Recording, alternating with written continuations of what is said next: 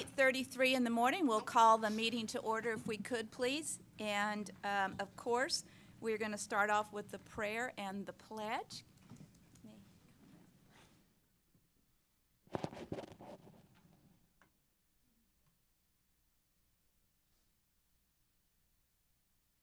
Today we have with us a prayer by C.B. Sutton. Would you please come forward?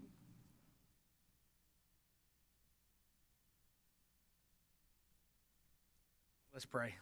Lord Jesus, thank you so much for this day, just to be gathered here, just to celebrate your life, God, just the breath that you give us, Lord Jesus. So, Lord Jesus, I pray right now for this meeting, God, that you'll just give wisdom to our elected officials, give wisdom to just the agenda that's going to be discussed today, God. And I go to the scriptures and just how you used Daniel, God, as just an elected official, just to bring wisdom. God, I pray that over our elected officials today, that, God, you'll just give them supernatural just wisdom over all the decisions that are being made, God, and that continue just to use them in their position here in San Angelo to just make San Angelo a better place, not just for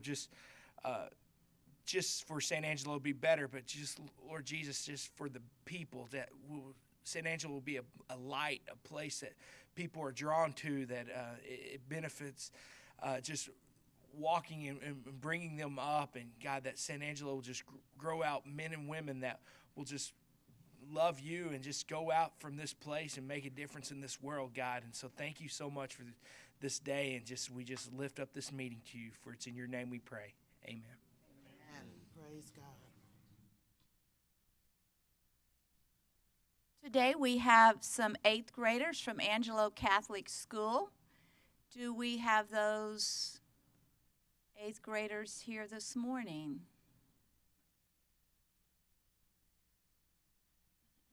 I don't think so. Lyle Ann, would you like to come forward and lead us, please, in the pledge?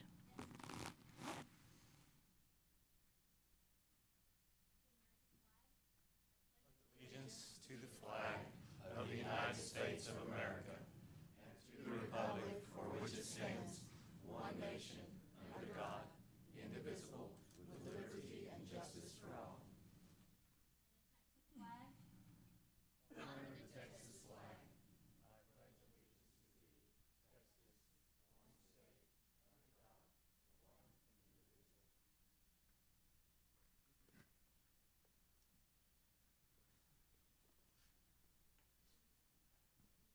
Do I have a Myra Velez here today, this morning? Myra, would you please come forward?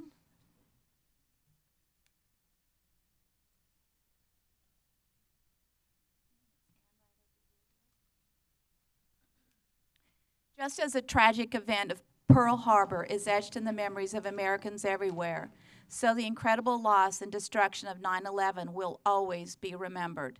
As Americans, however, we do not focus only on the loss, because we are reminded also of the heroes in our history. Never has that been more than the case than it was with the first responders in the wake of the destruction left behind by the cowardice of terrorism.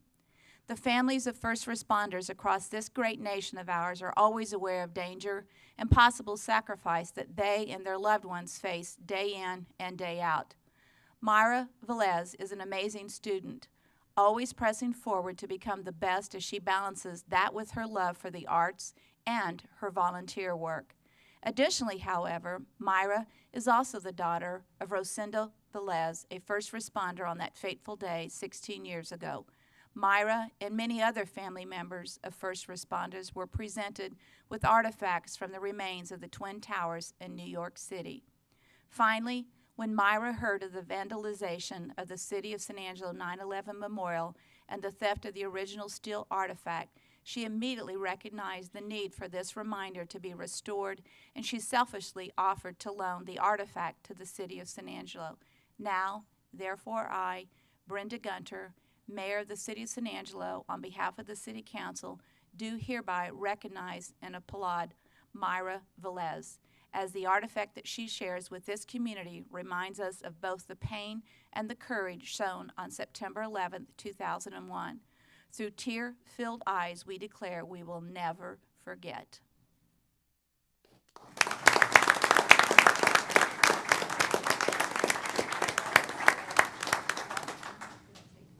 Yes, we are going to take a picture.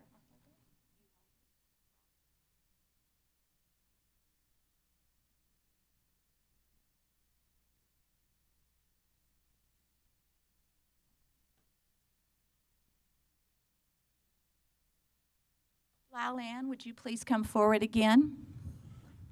Good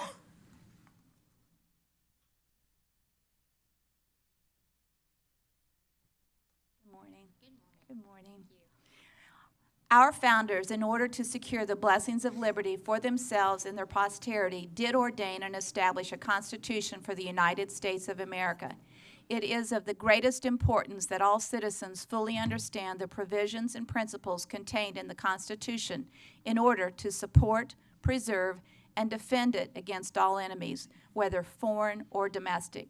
To commemorate the September 17, 1787 signing of the Constitution of the United States Congress has designated September 17th of each year as Constitution Day and September 17th through 23 as Constitution Week, and has declared that the independence guaranteed to American citizens, whether by birth or naturalization, should be celebrated by appropriate ceremonies and activities during Constitution Week. The 230th anniversary of the signing of the Constitution provides an historic opportunity for all Americans to remember the achievements of our framers of the Constitution and the rights, privileges, and responsibilities they afforded us in this unique document. Now, therefore, I, Brenda Gunter, Mayor of the City of San Angelo, Texas, on behalf of the City Council, do hereby acknowledge the week of September 17 through 23, 2017, as Constitution Week in the city of San Angelo, Texas, and urge all our citizens to reflect during that week on the many benefits of our federal Constitution and the privileges as well as the responsibilities of American citizenship.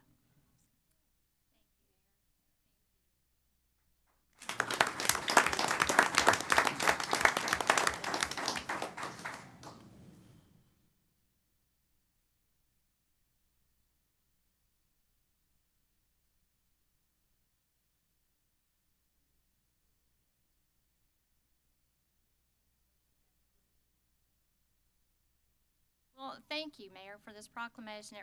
It means a lot to highlight this week, so important to our country. I would also like to make you aware of an event that we're having Saturday, and to recap, to end Constitution Week, and it'll be at the Tom Green County Courthouse, a celebration of the Constitution. So I want to invite all of you out, all the community out. We'll have games and prizes for the kids. We'll have patriotic music and speakers that are going to be speaking about their area of expertise on the Constitution. So come out and mark this occasion, and let's celebrate our founding principles and what we are so blessed to have in this country. Thank you.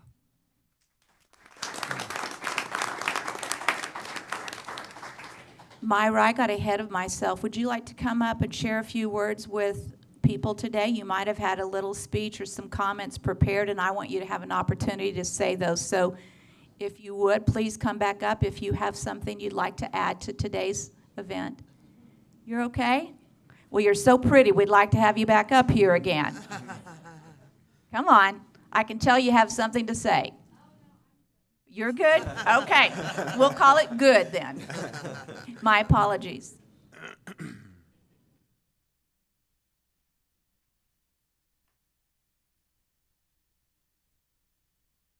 The next proclamation is for Fire Prevention Week. Fire is serious public safety concern both locally and nationally, and homes are the locations where people are at the greatest risk from fire. Ross Coleman, please come forward.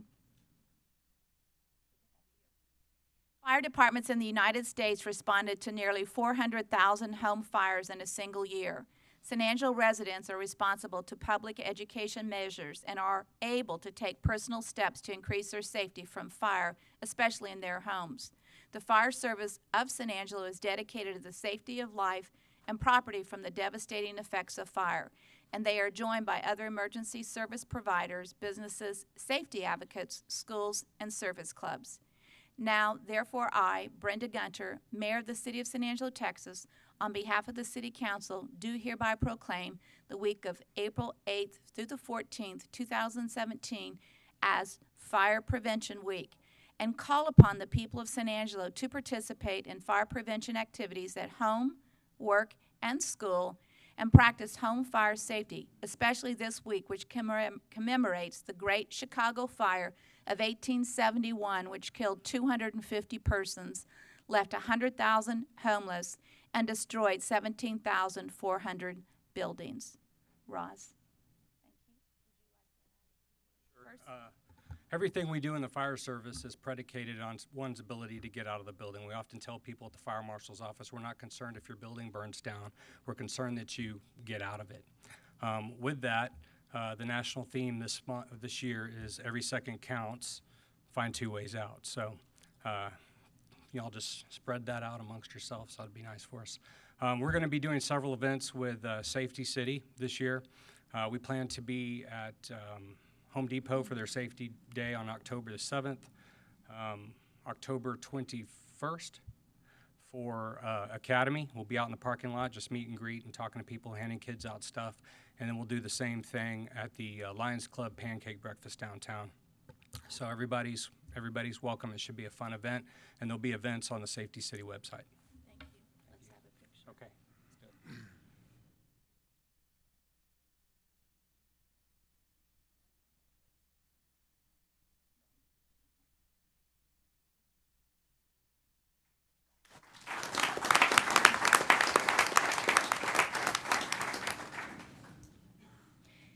Is Tom Nury in the audience? Brian May in the audience? You both may come forward, you know. We don't have to just have one.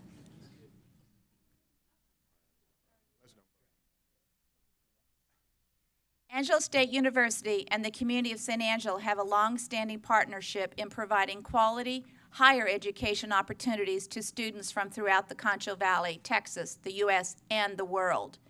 Angelo State University's annual fall enrollment numbers have increased dramatically in recent years, from 6,494 students in 2014 to 9,581 students in 2016.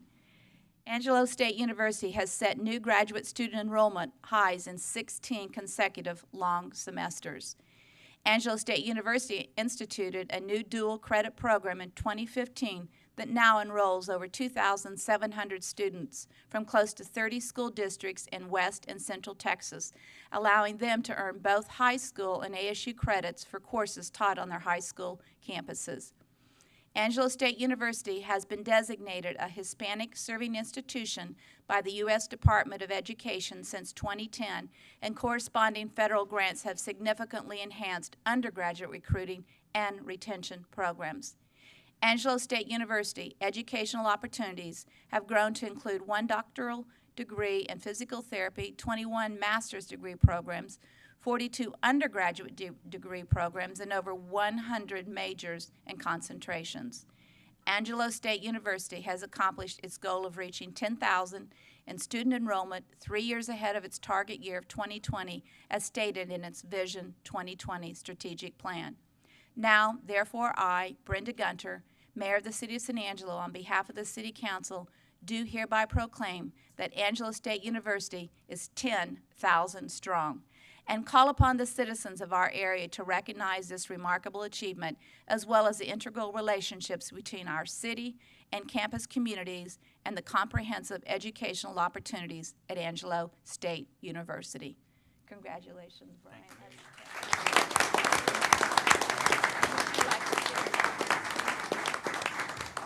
Well, I just want to say on behalf of Angelo State University that this proclamation is for us as an institution, but really this is, to me, a proclamation for the entire city of San Angelo.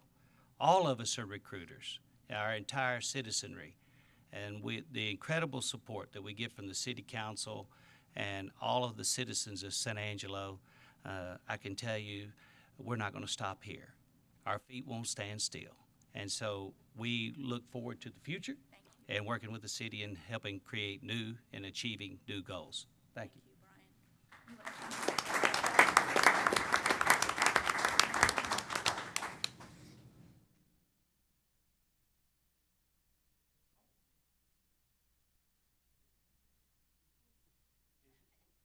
Oh, come on. Come on.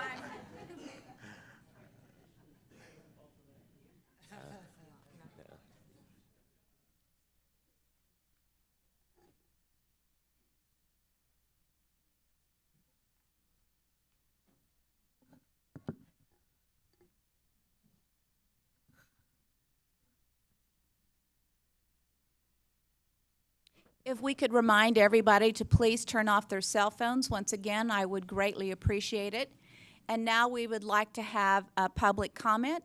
If there's anything someone would like to come share with us today, please come forward.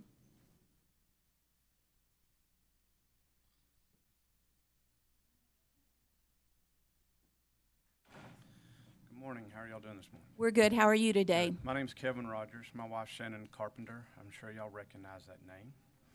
I'm here to offer Would my you speak into the microphone, please, dear? I'm sorry. I'm here to offer my support for the Railway Museum. For the last month, my wife worked tirelessly for it, and countless hours that she devoted herself to it. When she was asked to come in as executive director under the former president, she didn't know what she was getting into, and I didn't know what she was getting into. But over that time, we actually fell in love with the museum and the potential that it has for the city of San Angelo. We believe under new leadership, new direction and all, and new people coming in, we think that there's going to be a bright future for it. I fell in love with the building. I love history, and I was down there as a voluntold on many occasions, and I enjoyed it. I mean, I did everything from cleaning up down in the basement to mowing and weed eating, and then helping with the volunteers on Saturdays that came from their base or just wherever, and they loved coming down to it. So I just hope that y'all would consider the future that it could have under new leadership there. And hopefully y'all can see that my wife was really fighting for it, and she has many ideas that are just, I don't know, who knows where it could go under a good direction and good leadership, and I just hope y'all really consider that, and that it is an asset to the city and can be a bigger asset to the city, and it can be brought to a level that the other museums in the city are at, and that was her goal. Thank you very much. Thank y'all. Is there further public comment today?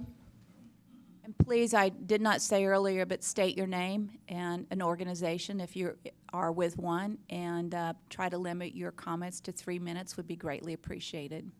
My name is Karen Mitchell. I actually live in El Dorado. The Railway Museum, it is in no better place than what it is now. My mother is 84, and I took her to the Railway Museum.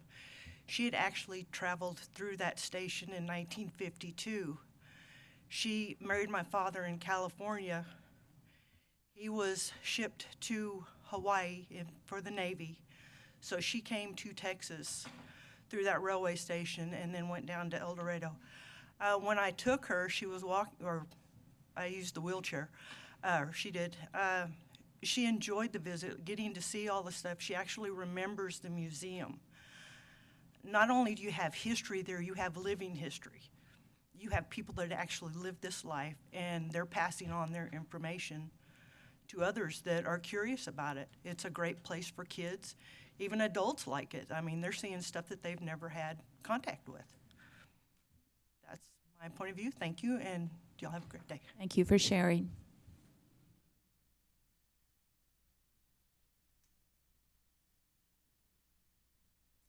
Hello, my name is Shannon Carpenter, and I'm here in reference to the Railway Museum.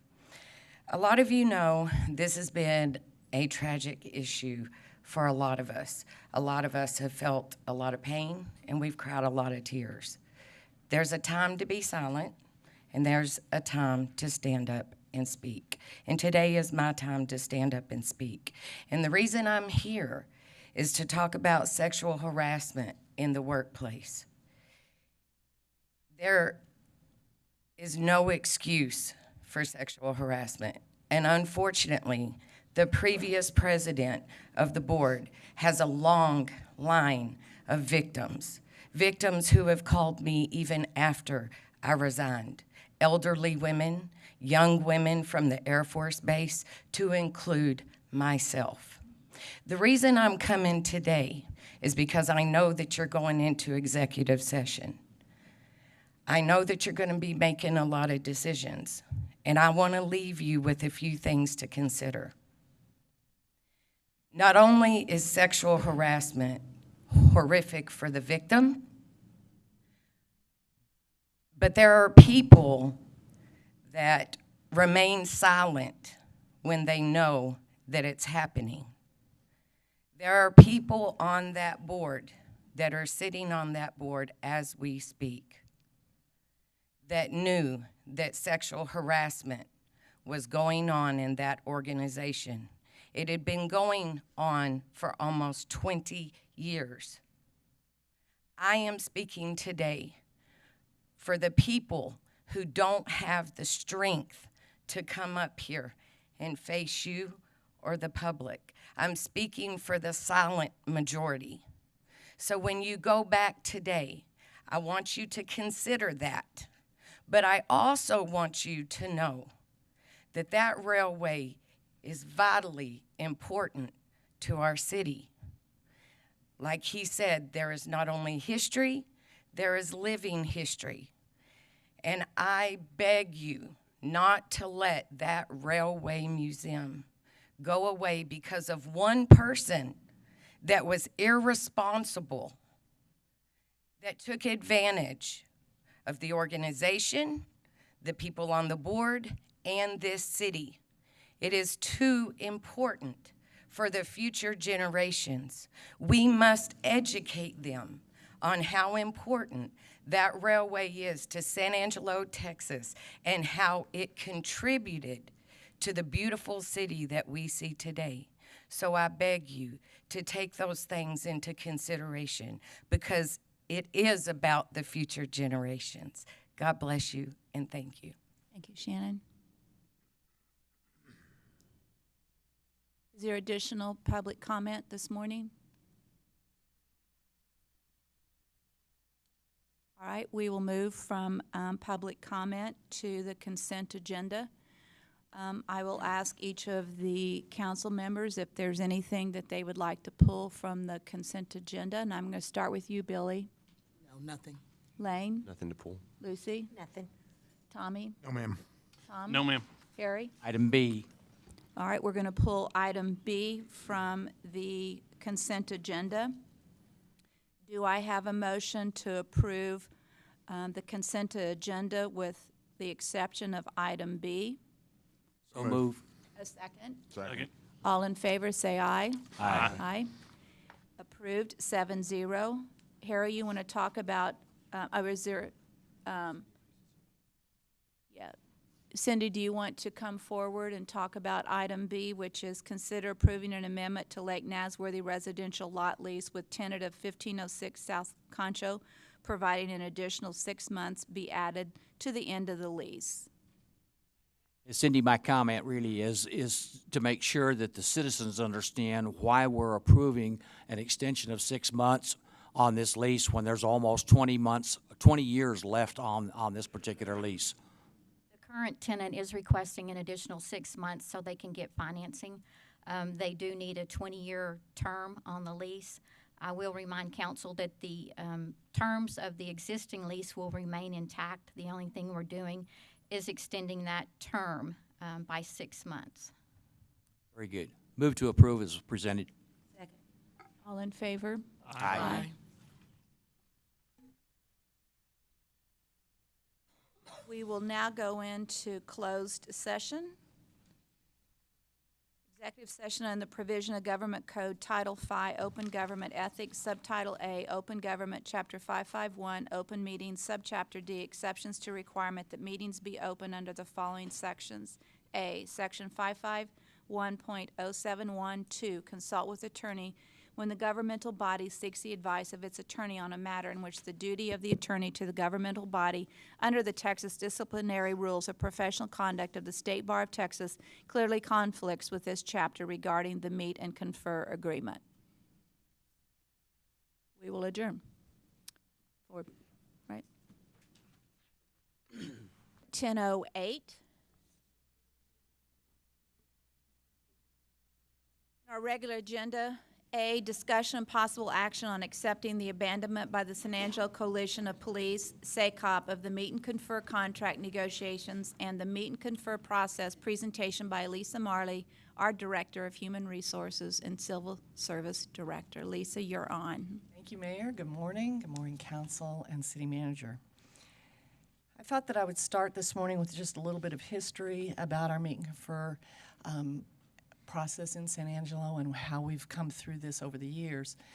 It was adopted in San Angelo back in 2007, and we've had 3 different agreements with SACOP since that time. The 3 dates are listed there. The most recent one expires at the end of this month. For this year, our negotiations began in July, on July 6th. We held 8 meetings across 11 different days. We did sign 9 tentative agreements. By both sides agreed to these items. Most notably, it was a physical fitness program. And of course, our last meeting was on September 11th. We had 4 items that still needed to be discussed at the time that the table was abandoned, and that was compensation, assignment and education pay, random drug testing program, and a sick leave proposal. Once we started with the discussion on compensation, the SACOP side was very clear that they wanted to restart the step progression plan that we abandoned in this particular contract. The minimum cost that we could calculate came out to $622,000 in order to start those steps back. And in doing that, the $622,000 did exclude 37 officers, 9 of them probationary, and 28 of them who were at the top of their range. So they were not going to get anything in their proposal. The City Council, if you recall, authorized us a 1% salary increase that we could take to the table, which totaled $119,000, and then also 5 additional police officers for the department, which came in at about $320,000. When we were unable to come to any sort of an agreement on compensation, the SACOP, the San Angelo Coalition of Police, did declare an impasse to the negotiations, and they walked away from the table at our last meeting on September 11th. We did confirm with SACOP that they understood the consequences of declaring an impasse without an agreement, that we were going to lose several different items that are allowed outside of the civil service process. The most notable are the 3rd Assistant Police Chief, part-time police officers, sign-on bonuses, and lateral transfers. I wanted to take a second and go through what happened when we froze those steps, how the process worked, and then tell you how what they are asking for would work. So in this example, I took a police officer that was at step 2 on September 30th of 2014, which was the day before the contract started. So on September 30th, 2014, step 2 for a police officer was $41,821. On October 1st, 2014, step 2 became $43,769, or a 4.6% increase. Then on October 1st of 15, step 2 became $46,511. And on October 1st of 16, we did not do any pay increases. If you recall, those were done then on 4/1 of 17, where step 2 in this example became $49,911. So for the 3-year agreement for this particular officer, anybody that was at step 2, they received 18.17% increase over the life of the agreement. Sergeants, just as an example, they received 23.7, and lieutenants received 22.94. Now, what their proposal has asked for is that we resume moving those contracts, or moving the steps. In order to do the 1 step for all ranks, and I did have that number, I didn't think I did, but that was 622,000.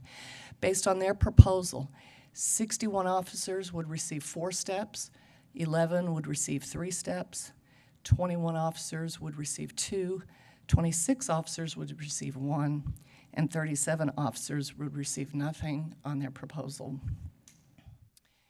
So continuing with that same example, step 2 as of September 30th this year is $49,911.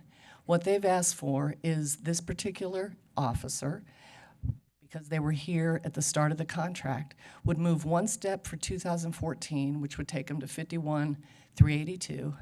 They would move another step for 2015, which would take them to 52,854. They would move 1 step for April of 2017, which would be 54,326. And then they would move 1 final step on October of this year at 55,798. So the total increase in the new agreement for this example is 11.8%. So to compare the two, what they've received over the contract versus the other employees in the city, from 2014 to 2017, in our example, police officer X received 18.17 plus another 11.8 in their proposal for a total of 29.97%. The sergeants at 30.13 and lieutenants at 29.04. Compared to our general employees who received 11.62% and the fire employees who received 14.1 for the same period. So, because they have declared an impasse, I am here today on behalf of the coastal management team to recommend that we allow the current contract to lapse. And so I'll be asking council for a vote on whether or not they would like to allow that contract to lapse, and then also to discuss or decide whether or not you want to repeal the meet and confer process at this point in time, or let that sit until a later date. And I'd be happy to take any questions. Do I have any questions from council? Do I have a motion from council?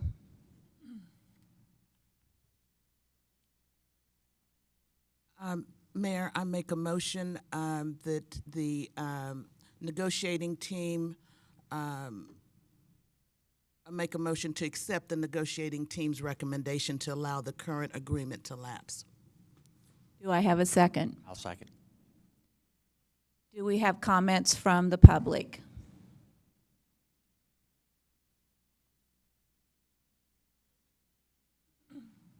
Would you come forward? Please state your name and your position. My name is Matt Baldwin. I'm a sergeant with the San Angelo Police Department. November will be 22 years.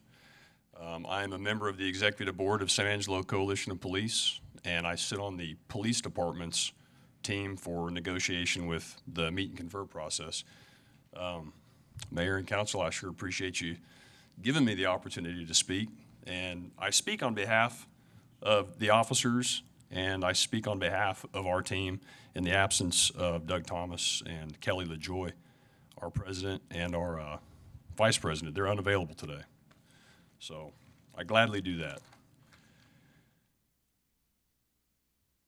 First of all, I want to say thank you for the raise that we got back in April. It would be hard for me to explain how much we appreciate that and what that meant. Mr. Carter, I can't explain to you the amount of appreciation that the men and women of the San Angelo Police Department feel for that motion you made during a council meeting. You said you're only as good as your word. We had a contract. We're not trying to make the city bankrupt. We're not trying to put anybody under the waves. We had a contract that we both agreed to. You guys honored that. Very admirable. We thank you very much. There's a reason why the men and women of the San Angelo Police Department dug out of their pockets and put 5 billboards up around San Angelo that said thank you. That was huge. We understood it.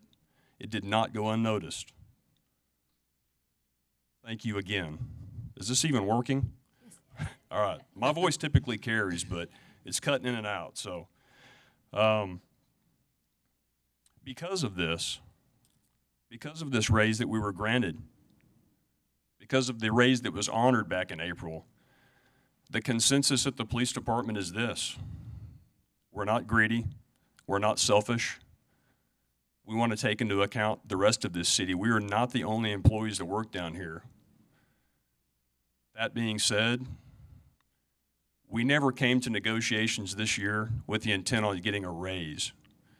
We never asked for a raise. Now, I know there are semantics. There are semantics at these meetings, and there are perceptions at these meetings. Our number one priority, our number one goal was just to reinitiate the STEP program. That's it. Now, unfortunately, we never had the opportunity to fully explore options. I know what was presented here this morning would be the perfect example that if the police department came out of our negotiations, getting what was proposed this morning, these numbers that were proposed, these massive percentages in relation to other city employees, that would be awesome. That's not necessarily what we wanted to walk out with. We wanted to walk out with something that continues the progression of pay and that attacks what we've been trying to attack for years. We're trying to retain officers. And trust me, we're all about being sympathetic to saving money. I know all of us that sit on my side of the table, and I'll say for the city too, we're trying to use our money wisely. We're in complete agreement with that.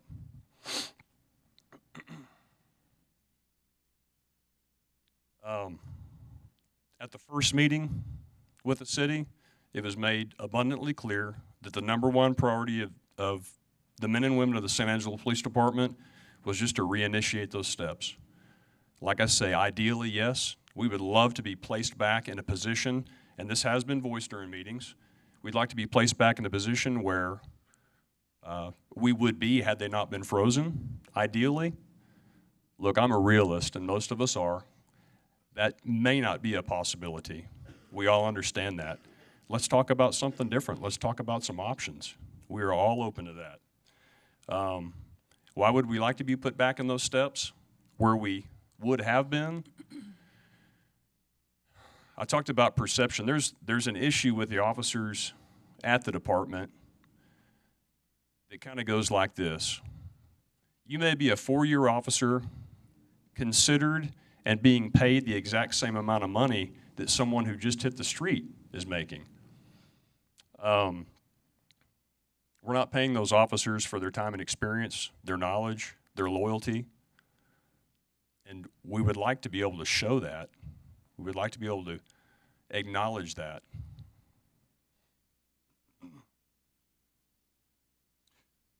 I've canvassed a lot of officers as a member of the team. It's important for me to know, and as the team members, it's important for us to know, where do these officers stand? Well, obviously, young officers down there, they want to progress further in their steps. They want that acknowledgement. They're not going to agree to something that doesn't allow that. And understandably and surprisingly, I'm one of the old timers down there. I still have a couple positions that I can move just because of promotion, but I work with a lot of tenured officers, a lot of older officers down there. And their take on it is, you know what, I don't stand to get anything out of the contract as far as a huge monetary gain, but I can't vote for something or support something that's not going to help this massive amount of younger officers. We have to get them moving too. So that is the position that they take. So we have the men and women of the police department that, as a consensus, this was their number one priority. I think you're past the 3 minutes, so can you wrap up your conversation? Yeah, I'm sorry. I'm sorry. right. I didn't realize I just had 3 minutes. You're all right. I should have told you to begin with. My apologies. Yes, ma'am. I sure will. I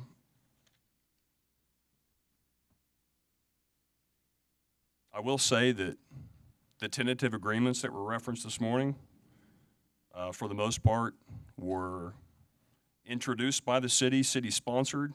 We did agree to a lot of them. We are willing to negotiate. There's a question about this 1% authorization. Is that an authorization from the city council, or is that an order from the city council? I don't know. We have not been able to speak to anybody as terms of our negotiation, and we have honored that. We have not reached out. So this is an opportunity for us to reach out and have some conversation about it, if you can find your way to do that. I'll say this in closing. I'm sorry I didn't know there was a time limit. I'll say this in closing. I think I've made my points. I have some concern about the wording that's used in the agenda and that's been used this morning, and that primary word is abandon. And I will tell you, we do not want to abandon this, but we cannot negotiate with a party that is unwilling to negotiate in good faith. We're all trying to get to the same place. We're just having a hard time doing it. I, for one, want to get there. I know there's others that want to get there.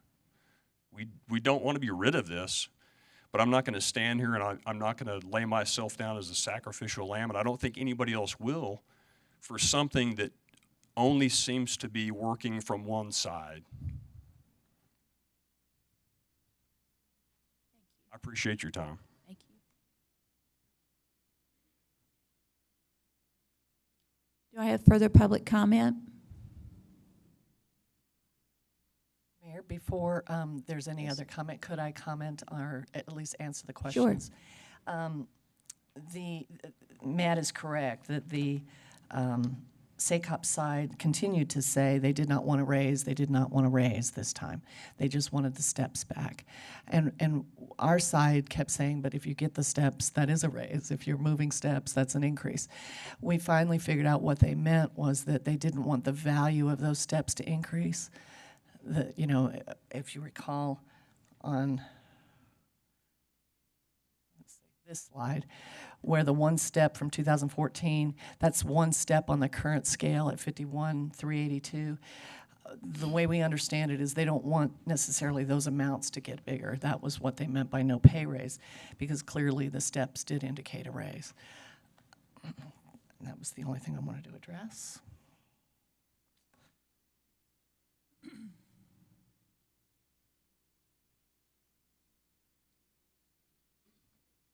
My name is Jim Turner. I'm a longtime local government observer, and I remember back when Meet and Confer was originally adopted. One of the issues at that time, and you're going to run into that again today, is within the civil service program, as the state says you have to implement it, there's a lot of weaknesses and failing, especially when it comes to things like being able to negotiate. Meet and Confer was kind of a option to be able to address those shortcomings. Because seriously, civil service for the fire and police hasn't been updated much since the 50s. And the world has changed a lot since then. The way we have to deal with the professional public safety has changed. If we're not going to do Meet and Confer, we still need to come up with a good addition and supplement to civil service, because it's not going to fix this problem. Meet and Confer was implemented to address the issues, and they're still there. Thank you. Are there further public comments? If there are no further comment, we will. Mayor, may I ask a quick question before? And I think it's to Lisa. Lisa, how did the steps get frozen to begin with? In our current contract, the one that started in October of 2014, when we negotiated those salaries, we went to the new system at that time, which was to survey other cities. And in order to find the middle of the range, we had to have the steps a certain distance apart. And we agreed that we would survey in every April, so we didn't move the steps in October, the October before. And there was an interest on the part of SACOP, and the city obviously recommended that we would move in certain percentages over the next 3 years of that contract, with the goal at the end of the 3-year contract to get them as close to 95% as we could. And in order to do that, we had to freeze the movement in the steps, because if let's say and this is going to get a little bit in the weeds, but if the survey showed that they needed to get 7% to make it to that percentage for that year, and the steps were 2.5% apart. If they moved a step and they got a pay increase on top of it, it was going to exceed the amount of money that the city had to put towards those raises. So we built a cap in the system, and the only way that we could make it work was if the people stayed in the step they were in to begin with at the start of the contract. And so when we negotiated that contract, the SACOP agreed, freezing those steps, they understood would get them the larger increases that you saw on the one slide. And had we not frozen the steps, we could not have gotten the big increases that we got across the 3 years of the contract. So it was through mutual agreement during correct. meet and confer that the steps would go away so that larger increases could be given? So that it was agreed that the steps would freeze. Yes, ma'am. Okay, but, I mean, under the current contract, there was no step increase, like what the gentleman mentioned earlier, Right. that they weren't asking for a raise, they just wanted a step increase. Right. They want to go back to the steps where they believe they should be 3 years after that contract was signed. So if somebody was at step 2 at the beginning of the last contract, and in their proposal, they would be at step 6 in this coming October, because they wanted a step for each of those 3 years of the contract plus one for this October. So they would move 4 steps. Okay. So not implementing the steps effective with something right now, it's retroactive? Well, that was what they were asking. Okay, thank you. Are there any other questions or comments from the council? If not, we have a motion on the floor to, One thing for me. It does sound like they, in the word abandonment, I have an issue with that. It does sound like they're willing to negotiate. Unfortunately, it's closer to the time that we're about to, on item B, accept the budget. But maybe if we can give direction for staff to revisit this later on, our next step is focusing on unfreezing those steps and progressing that way. That's all I have to say. the motion on the floor is by Billy was to let the current agreement lapse. There was a second by Harry. We will take a vote. All of those in favor in allowing the current agreement to lapse, say aye. Aye. Any opposed? Nay. Motion passes 6-1. Item, go ahead, Lisa, are you back up here? Thank you.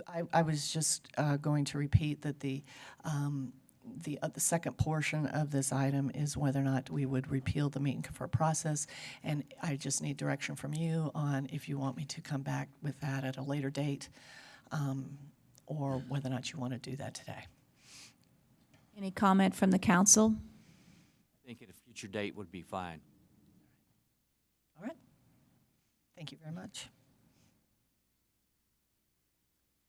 Moving on to item B, second public hearing and adoption of an ordinance of the City of San Angelo approving and adopting the budget for the fiscal year beginning October 1, 2017 and ending September 30th, 2018. This budget will raise more total property taxes than last year's budget by $1,540,425, which is a 4.29% increase. And of that amount, $635,425 is tax revenue to be raised from new property added to the tax roll this year. Tina, you're on. Thank you, Mayor. Good morning, Council. Mr. Valenzuela, Mayor. Of course, we have here the second reading of the budget ordinance. You saw this first 2 weeks ago. And included in this 2018 budget, we do have those salary adjustments as we've discussed. We have some money for health insurance, an additional ambulance crew, which includes 8 firefighter paramedics and an additional 5 police officers. This is a second reading, but we did want to put it on the regular agenda in case you had any questions or comments. Do I have questions or comments from City Council? I'll start with Tommy. Do you have any questions or comments? No, ma'am. Tom? No, ma'am. No, ma'am. Billy? Good. Lane? Lucy? Then do I have a motion to accept the budget ordinance as described above with the second public hearing of the ordinance adopting the 2017-18 budget with salary adjustments, health insurance, additional ambulance crew, and additional police officers? Do I have a motion? So move. A second? Thank you. Do I have public comment? We'll take a vote. All those in favor? Sorry. Pardon This me, will Mayor. need to be a record vote, so I'll need to start at the end and just everybody announce their position and then whether or not you're voting for it or against it. Tommy? I am in favor of the budget as presented, and I vote aye. I'm in favor of the budget presented, and I vote aye. I'm in favor of the budget presented. I vote aye. I am in favor of the budget presented, and I vote aye. I'm in favor, aye. I'm in favor of the budget as presented, and I vote aye. I am in favor of the budget as presented, and I say aye. Motion passes 7-0.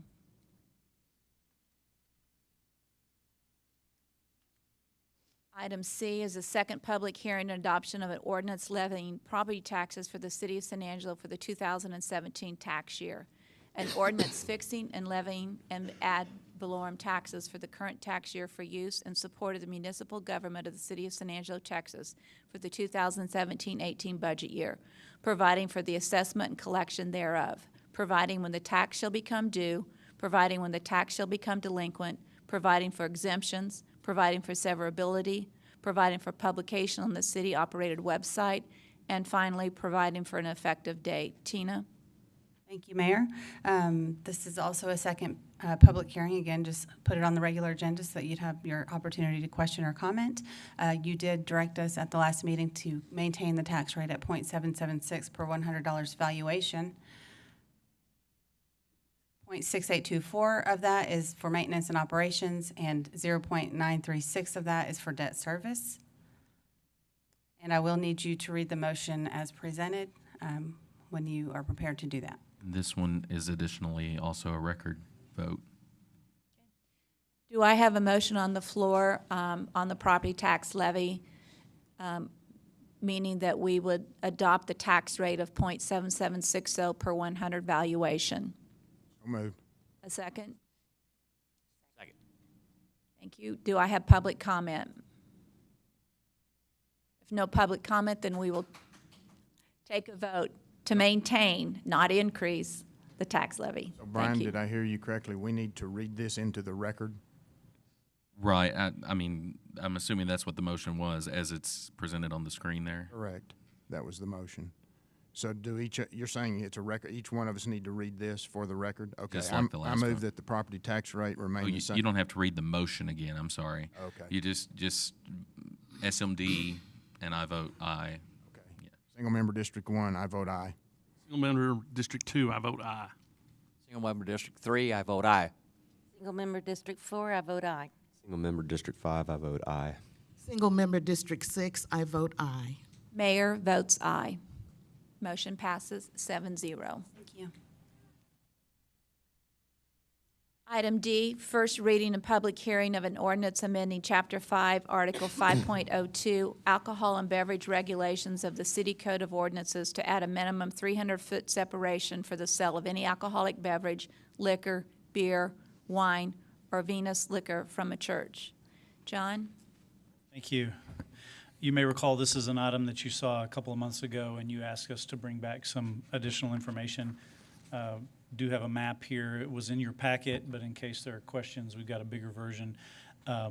Did not include it on the PowerPoint, although we've got a zoom in of one area just because it was difficult to read.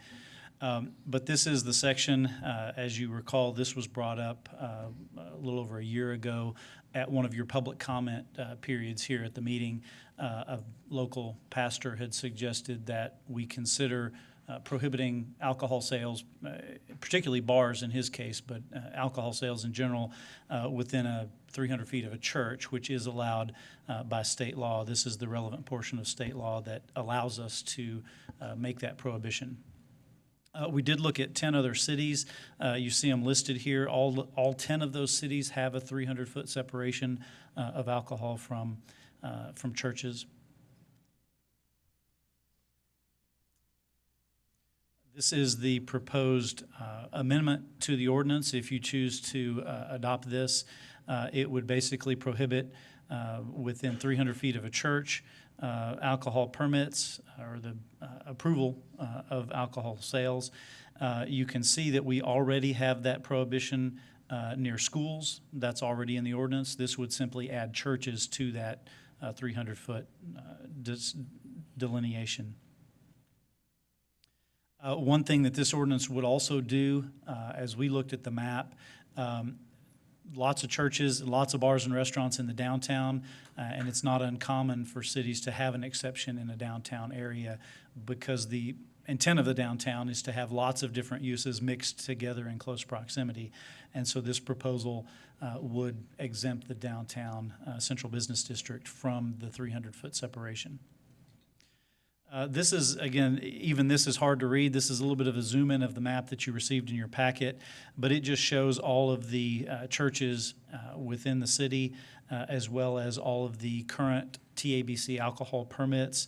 And you can see we've identified 10 different areas. I won't circle them all, but you can see a number of areas where we do have an alcohol sales permit already in existence within 300 feet of a church. One thing you'll notice if you look through these lists, it's not all bars. It includes things like Family Dollar, Pizza Hut, other restaurants. And so one of the things to be aware of is that the state statute gives us the authority to limit alcohol sales, alcohol permits within the distance of a church. It does not allow us to distinguish whether it's Pizza Hut or Joe's Bar. And so, again, you'll see some of the existing conflicts that this would create. Again, our ordinances allow grandfathering of those existing ones, so it wouldn't result in them closing. But this gives you a little bit of a sense of how many of those situations we currently have. And I do have, because this is hard to read, we looked at just a few examples of where, zooming in on a church, this is the Oasis Baptist Church, and it's within distance of Eddie's Snack Shack. That's basically a convenience store. We also looked at the police calls, and this particular location had 21 police calls to that address. Another location is a Family Dollar within the proximity to the Victory Outreach Church. Those are very close to each other. Again, this Family Dollar had 18 police calls to that address. And then the example that brought this up to begin with, you have the St. Paul Baptist Church, and then the Friends Neighborhood Pub, which is the bar that's nearby. That particular bar location had 5 police calls within the past year. John, excuse me, were those calls related to liquor sales, or do we know that? Or were they just calls? They were just calls. So some are related to, and some were for a fight, some were for some other disturbance, but others were for something like a burglar alarm that went off and police had to respond. So it was the whole range of things that police respond to a site for. So what is before you is an amendment to the alcohol section of the City Code of Ordinances that would prohibit alcohol permits being signed off on within 300 feet of a church. The Planning Commission did consider this item. They voted 4-2 to deny. That results in the requirement for a supermajority. So if council wishes to approve this, it would take a 3/4 majority of the council to do so. With that, I'd be happy to answer any questions. On the cities that already have this in effect? Have they had it in effect for decades? Have they had it in effect for a year? Because We did one of the not- issues I see is, first of all, I'm a personal property rights person, so, and I look at that map and I'm like, every one of those businesses, should they sell, would no longer be able to sell their business and carry on the same business. And that's a huge impact across the city. And to answer your question, we did not look at the timing of those ordinances. I would suspect most of those ordinances have been in place for quite some time, but I don't know that for sure. That would be my guess. Yes, sir. Just a real quick question, John. We know this was brought up because of one particular church that was having some issues with a bar that was located next to them. Are we aware of any other churches that are having similar issues with alcohol sales? Not that we have heard of. I don't recall any other comments coming forward. For example, when this went to the Planning Commission, and I think that was part of the Planning Commission's recommendation, was that it's basically trying to solve a problem that doesn't exist except maybe in one particular instance. And quite honestly, looking by the number of calls for service, that one's only had 5 in the last year, where there have been some other businesses in the city that have had far greater amounts of calls. Okay.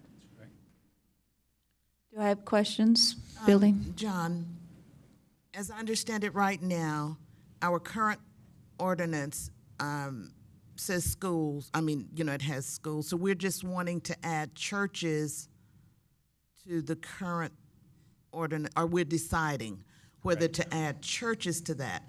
So, for instance, does the same rule apply to schools? For instance, if a business closes at this point and they're, under some kind of grandfather clause, they could not open again in the same business? They would typically be grandfathered as long as they continue operating, even if it changes hands or the one business closes, the new business opens, then they would be allowed to continue. If they ceased operation for more than 12 months, then they would no longer be able to do that. Okay, so there is that 12-month window. Okay, thank you. John, the mayor mentioned one. Did you think through, because I was sitting here trying to think through, with something like this, I'm thinking there's going to be unintended consequences that we may not fully know right now. Can you think of some unintended consequences? So if this were to pass and the churches and the alcohol sales could not take place within 3, what are some of the unintended consequences maybe that you thought through? I think the biggest one that we noticed, as I mentioned, when we started looking at the actual map, was that when we initiated this, based on the citizen comment, we were thinking bars. When we started looking at all of the alcohol permits and seeing things like Pizza Hut or a convenience store, those kinds of things I don't think were the intent. And so I think a concern would be that it would be overly broad.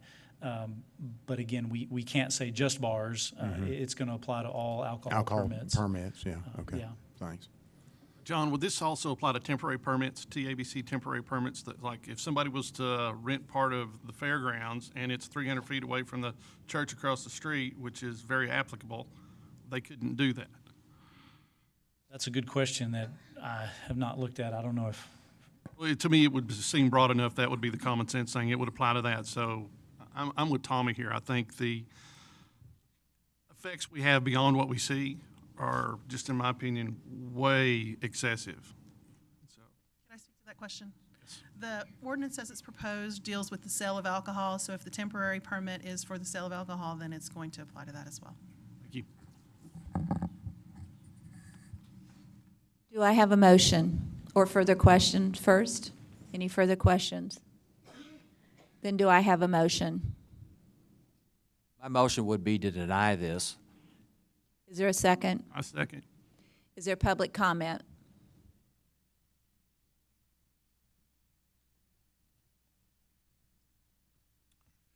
My name is Steve Hampton. I was going to make this the meeting that I didn't get up and speak at today, but I'll repent. But I felt like this is a good deal. This is a good ordinance that I think needs to go through. This is because we want to support the good folks of the religious community here, and just like we want to support the kids, we feel that the unintended consequences are non-existent. If there's a problem with the fairgrounds, then maybe we can exempt it too, like we did downtown. I think we can work with every group in special situations, but it places the emphasis on supporting the good folk of the community. I'm not trying to get something started, or the good dogs, the bad dog kind of thing, but I think religious life needs to be encouraged. It is important to this community. I've spoken to this before at this stand, and so I think this is a good deal. Thank you. Further comment?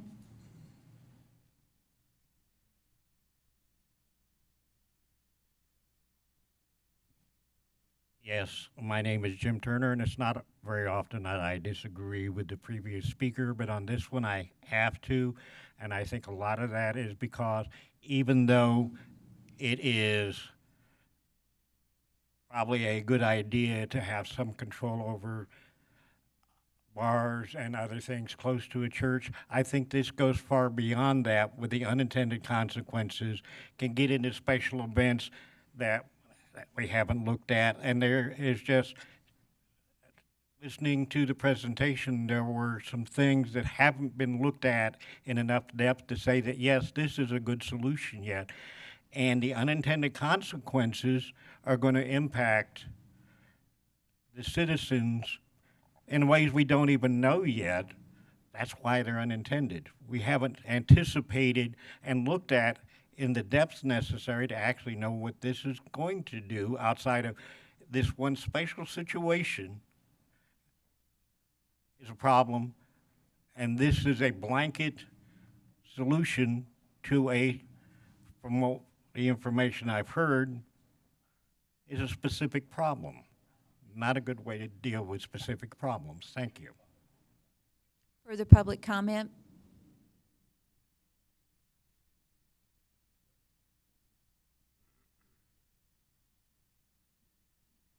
Well, Lala and McClellan Thien, I just have a question. I understand about the grandfathering clause, but I don't know that liquor license transfers can be grandfathered because those are based on the new owner, so that may be an issue as well.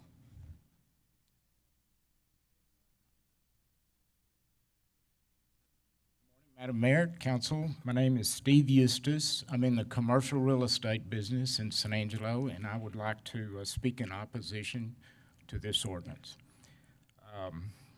It's a confiscation of private property rights, as the mayor stated. You know, a church can locate in any zoning district, any commercial zoning district by right. And when they do so, and it's not just large churches, any size church, a church is a church, they instantly would create this 300-foot radius around restaurants, convenience stores, grocery stores, and of course clubs, but some retailers that sell also. And the lady, I'm glad she corrected, I was going to do that. Alcohol licenses are issued to individuals. When you sell an existing business that sells alcohol, the new owner has to close. They put up those signs. They have to apply. Their application wouldn't even be accepted if it was within 300 feet of a church. I'll give you some examples that we're dealing with right now. There are 2 closed restaurants on Sherwood Way that we're dealing with right now. Neither of those would be able to sell alcohol because of their proximity to the heights. And a particular church may not even have an opposition to, I mean, I think you're maybe pulling churches in here that are going, hey, we don't want to be restricting restaurants. So there's a lot of unintended consequences, a huge impact on lots and lots of businesses, and I would strongly encourage you to turn this ordinance down. Thank you. Do I have further public comment? And we will take a vote. The motion that is made is to deny, which means that we would not add churches to the 300 feet as described here. So all of those in favor of denying the request to add churches say aye. Aye. Any opposed? Aye. Motion passes 6-1.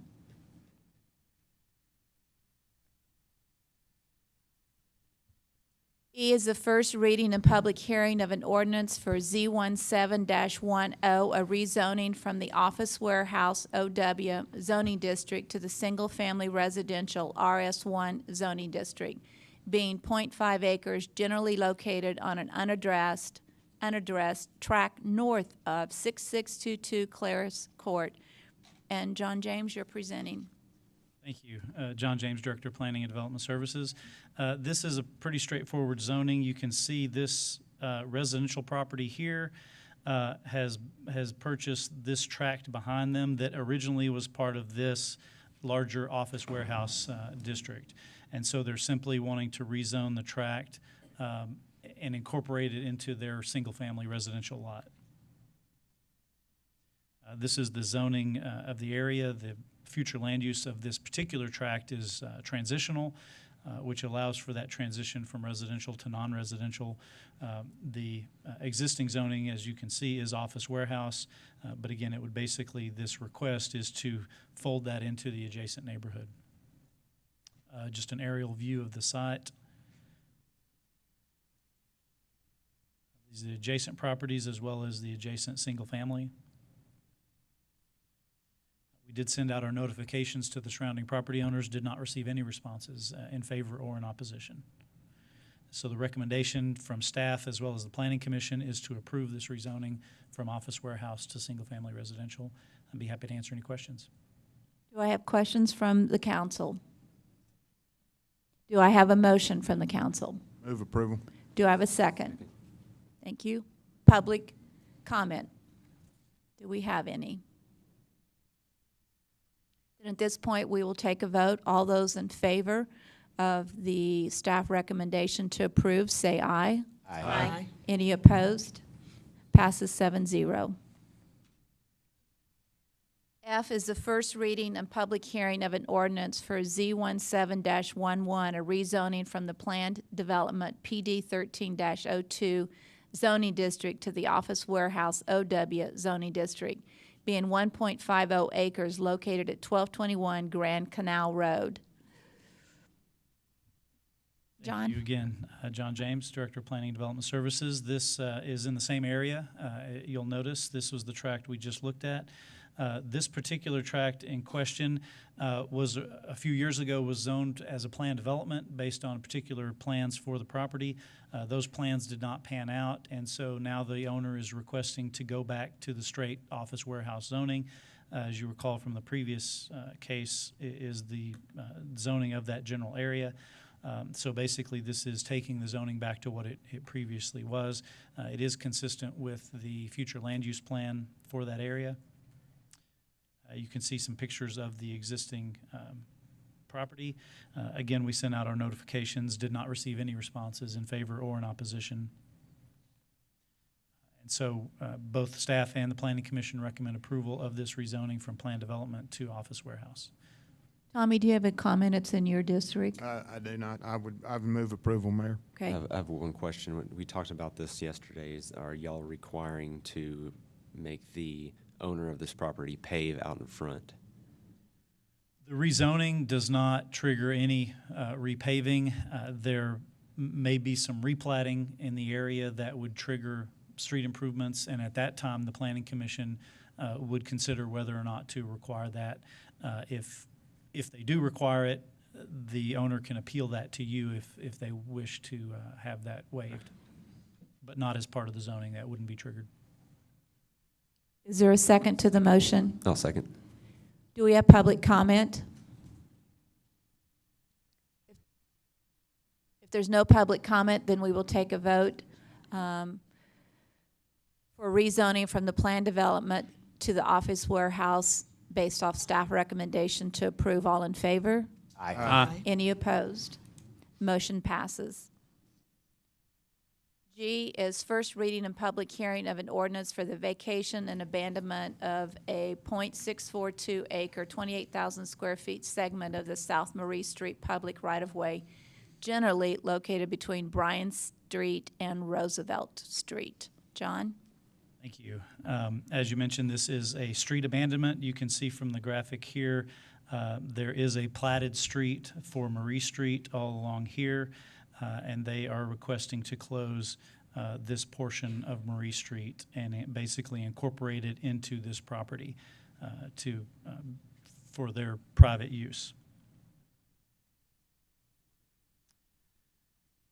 The future land use of the area is commercial, a combination of commercial and industrial, and you can see the zoning there, general commercial, heavy commercial with single-family residential behind it. Much of this property behind is actually owned by the city. This is what is currently Marie Street, so you can see it's not an improved street, at least not improved to city standards. This is the north portion, basically looking back the other direction. You can also see Bryan Street here, also a unimproved caliche gravel type road. One of the reasons that this property owners wish to expand into this area that is currently a street right-of-way is to provide some additional parking. You can see they have some parking issues on the site with some spillover parking on adjacent properties. They would address that. Brian just handed out a revised copy of the ordinance. There were some language tweaks, kind of last minute to the actual language. No real substantive changes, but just some legal terminology to be changed. But basically what this abandonment would do is abandon the red area that would allow the property owner to incorporate it as part of their property. At the same time, we would get an easement on the Bell Street side. This is part of the Bell Street project. That would be, in that area, the right-of-way is fairly narrow, and so we need some additional either right-of-way or easement to put in the new water main, the replacement water main, and the city sidewalk. And so this abandonment would accomplish both things. It would get the city the easement we need for Bell Street, and it would also abandon that portion of Marie Street for the benefit of the property owner. One of the issues with this, the applicant is concerned with our requirement. Our typical requirement for abandonment is that they replat the property to incorporate the abandoned street into their property. Replatting is basically the subdivision process in reverse. Instead of subdividing a property, you're combining two pieces of property. Again, that's a common requirement with a street abandonment. But as you saw from some of those pictures, some of the surrounding streets are very substandard, and the property owner is concerned with the platting creating the obligation to improve those streets up to city standard, particularly since Roosevelt Street here to the south is an arterial street, which would normally require 64 feet of pavement, which right now is only a 36-foot wide caliche street. Now, that property owner wouldn't have the responsibility for all 64 feet, but I think the main point that the staff would like to make is that the requirement to plat or not to plat is in a way independent of whether or not they have to improve the streets. Yes, if you require a replat, that triggers the street improvements, but our replatting process has a variance procedure that they can ask not to have to improve those streets. And so what our recommendation is, require them to replat as part of this abandonment so that we have good property records of the entire property being combined into one. And then at the time that they come forward with that replat, the Planning Commission and ultimately you all have the ultimate authority whether or not to make them improve it. So your decision today, whether or not to make them replat, there will be another day at which the decision to improve the street would be made.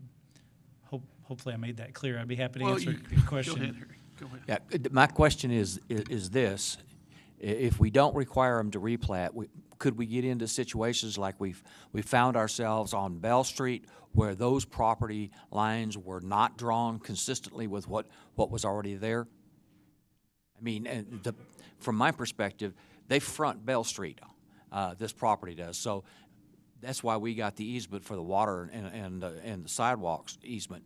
The bottom line is along that whole Bell Street area, we knew that the property lines were not consistently drawn and were not replatted the way they were supposed to be. So if we don't ask them to replat this, could we get into a similar situation sometime in the future?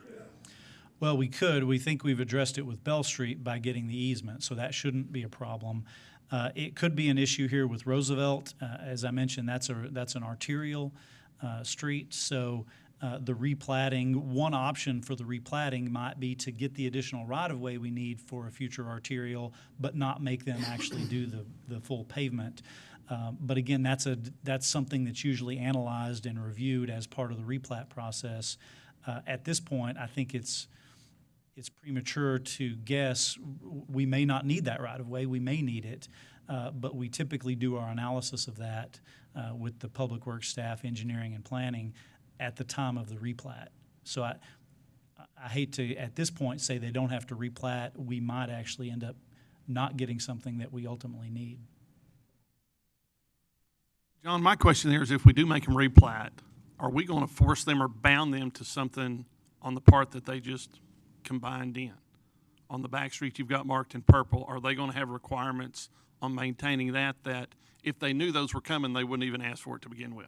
I hate to bound them by something contingent upon something as flexible as that. With this abandonment, that actually becomes no longer a street. So it becomes, Understood. the replat makes it part of their private property. So really what we would be looking at is the two currently substandard streets, being Bryan Street here and Roosevelt.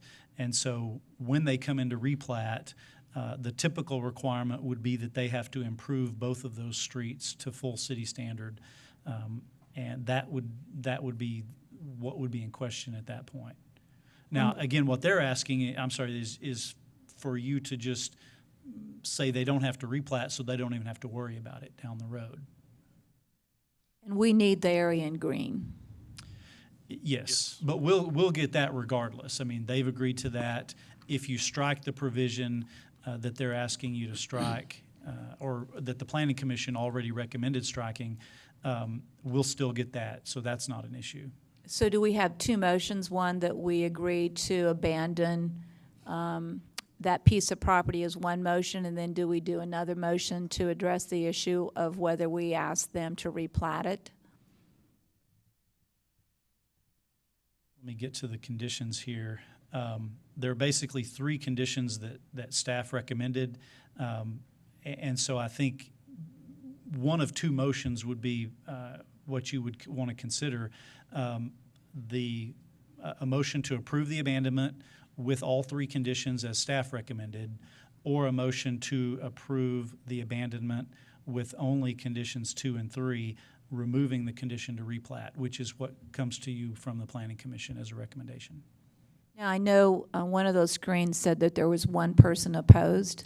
No, it was actually one in favor. One in None favor, opposed. sorry. None opposed. Yes. Yeah, I went over that quickly. I think that's, yeah. And so again, as you can see, the staff recommended all three conditions, and the Planning Commission only recommended the 2 second conditions, not including the replat. We go back to those three conditions? Yes. So the Planning Commission did not recommend item 1? Correct. They recommended 2 and 3? Correct. So, John, just so I'm clear, replatting the property would keep it clean so that it's on the record, so that 10 years back, some council could look at this and see what was done and why you know, I mean, that we wanted to keep it clean. Where if we don't replat it, is there any downside to causing to not replatting?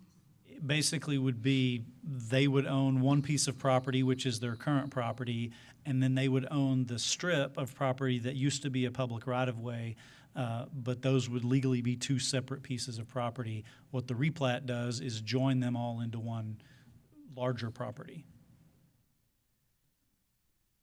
I want to make sure that in the process of approving the abandonment, that we don't tack on large dollar increases in terms of obligations by having to do those roads. So if I would say that I would support all three, I would also say that I don't think we have to should not require them to bring those roads up to the conditions that you're referring to. So that would go back to the Planning Commission.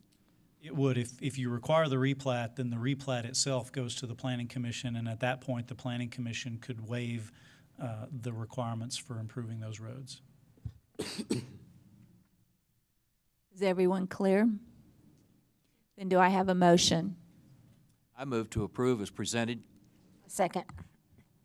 Public comment? Can I clarify that the approve as presented, recommended by staff? By the staff. Okay. All three conditions. Okay, thank you.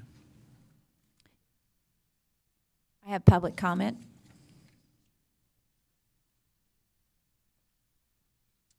Good morning, Russell with SKG Engineering. If you require condition 1 as the motion states, and we do not get the road variances, then we will not be moving forward and doing what is necessary to affect this easement abandonment. It's just not worth it from Talk Texas standpoint to go through the process and pay potentially what they'd have to pay. We'd be looking at over $200,000 worth of street improvements, and the land adjacent to us that we're requesting the abandonment for is absolutely not worth that.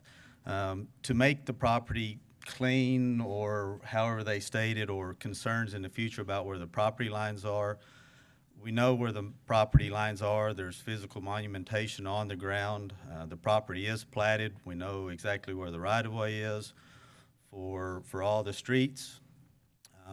For what we're asking the abandonment on, there's a legal description written. There will be a quitclaim deed filed of the public record, so there will be no doubt where this property sits in the future. It'll be of the public record, and so it's very clean, cut, and dried. And one thing that we could go back to and look at that wasn't brought up would be requiring only a plat of the property that is being abandoned. The property is large enough to meet the zoning regulations with respect to size and dimensions. So instead of requiring the Talk of Texas to replat the entire tract into one, you could just make a requirement to replat this abandonment area into a tract of land. But there again, there's consequences, there's expense, and there's things tied to that. So at the end of the day, the city really needs this sidewalk and utility easement,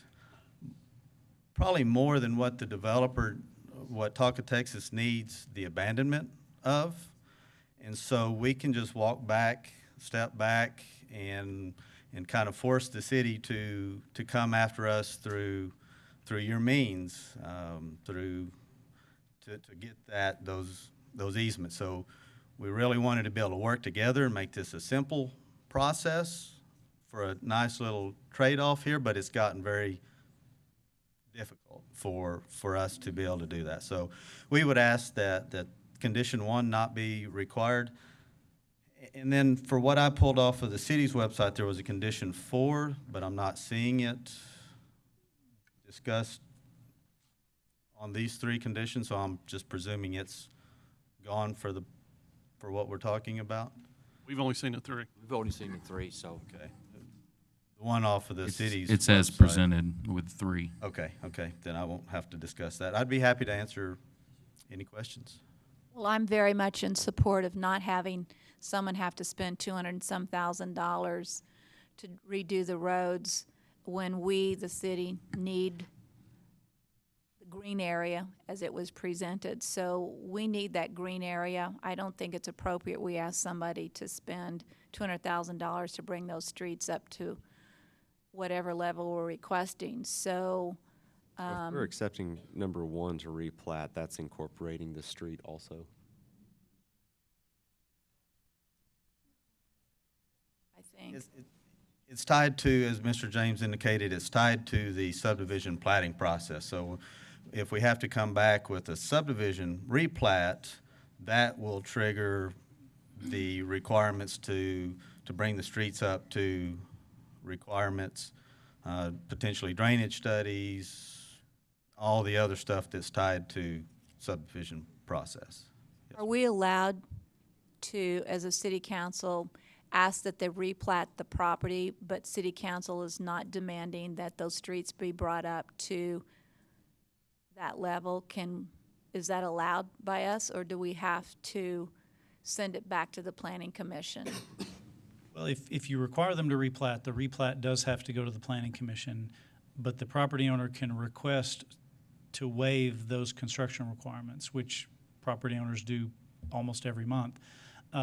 If the planning commission for some reason doesn't waive that requirement, which they've already indicated by asking to strike this that they're in favor of waiving it, but if for some reason they didn't, that can be appealed to you all. So if the short answer is if the council doesn't want to require that, at the end of the day, it would come before you as a final decision to not require it.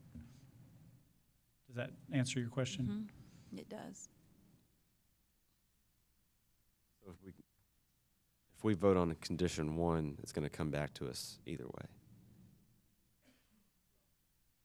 It only comes back to you if the planning commission doesn't waive it. If planning commission waives it, then it's done and it doesn't even come to you. Okay.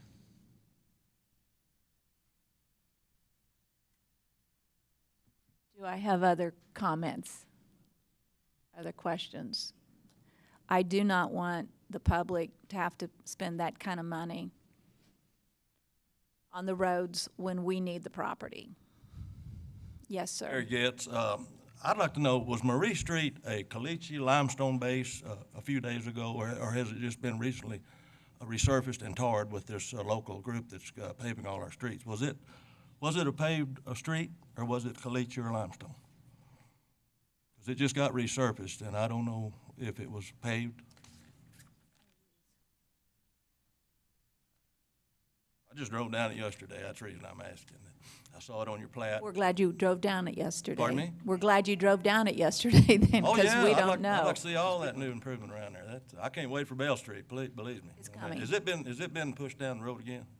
Only Bell pushed Street? down the road because we're doing all 3 parts, engineering study on all 3 parts versus a single part. But that's the only reason, not for any other reason. My suspension won't take it much longer, and it's a pretty new truck. And then Howard, y'all put Howard Street in there. Bumper to bumper warranty's only good for so long.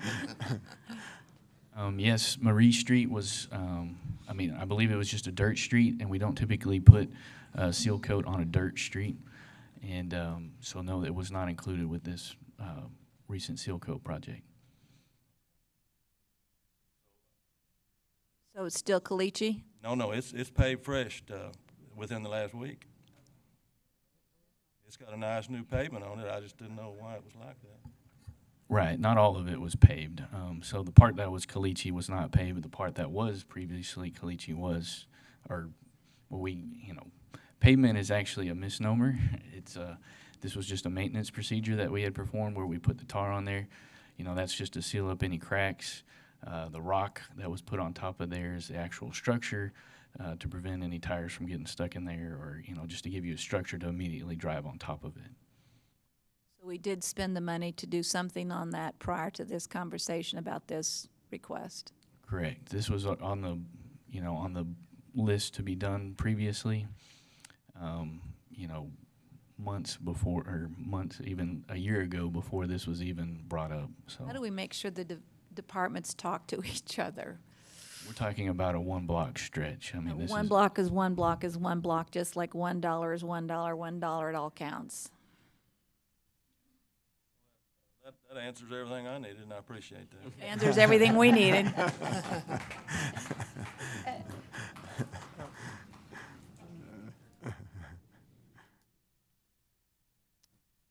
Okay, so what we have is a motion on the floor to give approval to the abandoned street, as well as a requirement to replat the property, remit payment, and provide a sidewalk. There was a motion. I don't know that I had a second. Yes, I seconded. There's a second. We did have the public comment, so we are taking a vote. All of those in favor of this, say aye. Aye. Aye. No. I want to just make sure we don't ask a property owner to go spend $200,000, so I just put that out there. So Can we get John back here? I'm with you, Mayor. I'm right there with John. I don't want to trust the I think process. what we want to do, and Mr. Gully, if we don't ask for replat, everything's fine, right? If we don't ask for replat, there's two pieces of property there. They belong to the one person, and we still get our easement, correct? Correct. And then we don't require the street maintenance or requirements on either side. Is that correct? Correct, if you strike that at this point. Right. So we would strike that, just leave it as it is, as two plats. Essentially, yes. Okay. John, if I understood what you The said. vote has been taken, Yeah. so. Well, that's what I thought. Yeah, so you there let should be no more everybody else discussion. There will talk. be a second reading because this is an ordinance, and you can pull it from the consent agenda or ask us to put it on regular if you want. And yes, that's the process we should be using right now. Thank you. We'll bring it back on regular agenda for a second reading so we can make sure. Yeah. I think we need to have further conversations. So on next meeting, it will be on regular agenda to further the conversations and questions not asked before the vote.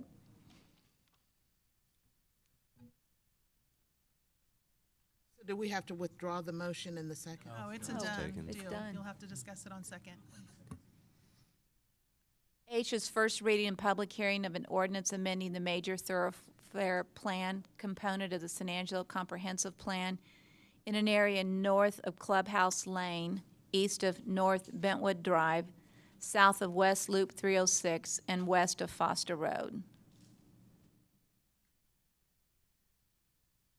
Thank you. Again, John James, Director of Planning and Development Services. This is an area, and you can see on the map here, it's a little hard to see those colors, but that is the existing thoroughfare plan map. Our thoroughfare plan is basically the map showing the future layout of streets. So as development happens, the developers build those thoroughfares, collector and arterial roads. And so what this is, based on some of the development going on in Bentwood, we met with the Bentwood developers and their engineer to make some changes in this area, both to accommodate some of city staff concerns, but to do that in a way that meshes with the proposed future phases of Bentwood. And so what we bring before you is an agreement between all parties on how that can be accomplished. This is just the future land use of the area. You can see it's all residential. The existing zoning is mostly residential as well. This is just the area. Here's the loop. Foster Road is right there. And so here's Bentwood. And so it's, as Bentwood expands into this direction, this would be the layout of the major roads in that area. And so basically this is a summary of what we're doing. There's a collector street here that would be removed. This, what is labeled 1A, would actually be shifted over in this direction. So it's basically still that north-south collector street. It just shifts over to the east. This collector remains, but then what was a continuation of that collector would be removed. So now the collector system through Bentwood would go something like this to get from over to Foster Road as that area develops. A minor change here is this 5A. The shape of that was shifted slightly. And then this, as I mentioned, this collector street as well as this connection is removed and basically replaced by this number 2. So again, just some minor changes. The biggest changes are the elimination of this and this, and instead of those 2 east-west collectors, basically becoming one east-west collector but offset. We can come back to that map if you all have questions. But this does come to you as a recommendation by staff. This was reviewed by the MPO, Metropolitan Planning Organization Policy Board, on September 14th.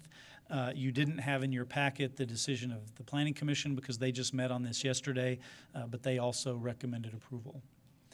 Can you update me with any implications and issues that would create additional flooding problems on Foster Road, because it's a problem now?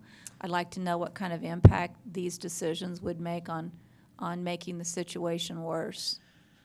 Well, separate from this, I know that is being addressed by our engineering staff, but these changes to the thoroughfare plan would not create any additional issues with flooding any more than roads would in general. In fact, if anything, by the reduction of the total number of collector streets, which are wider than local streets, it might slightly reduce the amount of runoff that's created, although that would be almost negligible. So short answer is this doesn't affect drainage. And we're for sure on that issue. So no one's going to make a phone call that says, based off of this plan, the flooding got 10 times worse. Again, that would be a function of development of this vacant area and how that That's occurs. what the reason you're moving those roads is for that development, correct? Correct. So you're telling me there would be increased flooding issues?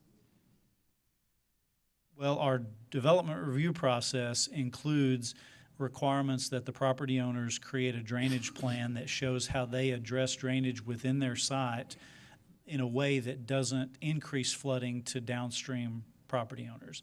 And so, again, our engineering staff is working with Bentwood's engineers to ensure that development of this area has a drainage plan that will not negatively impact drainage downstream. We cannot do anything to worsen the problem, and development has that potential to do that. So I want to make sure all of those issues that have a negative impact on increased flooding are addressed. Yes, and again, if anything, this change to the plan by reducing the number of major streets would only help that situation. This also allows those residents another way out of that development if water does get in that at Foster and the loop. Yeah, absolutely. With this new collector at some point, and then this collector over, yes, it would create multiple ways out. That's what we heard last year is that they had no way out when those roads flooded in that particular area. But I think this is a good opportunity for them to find a different way out of that area. So you wouldn't only have the one access into Butler Farms, meaning Foster Road? That's correct. Once this whole area develops, people all from down here would be able to come out this way, also out through the neighborhood that way if they couldn't get up to the loop for some reason. And when would that road be done? That's, at this point, what we do is plan where the future roads go. It's up to the property owners as developers to decide when the market's right to actually develop that. This just ensures that the roads will be built as development goes, but it could be 2 years, it could be 20 years. Okay. Do I have further comments or questions from the council? I would underscore what the mayor says. I've had plenty of conversations with folks in Butler Farms, Foster Road. Harry did raise a good point too. It does provide another access point in and out, which is needed. So hopefully it'll be closer to the 2 years. I doubt that, but maybe it won't be the 20. Further questions? Move to approve as presented. May I have public comment, please? Russell with SKG. I just wanted to first thank staff for working with us, helping us get this moved through in a very efficient manner so that Bentwood can move forward with their next section that will be kind of right through this area. From the drainage question, we have prepared and presented to the city engineer department a master drainage study that kind of addresses development in this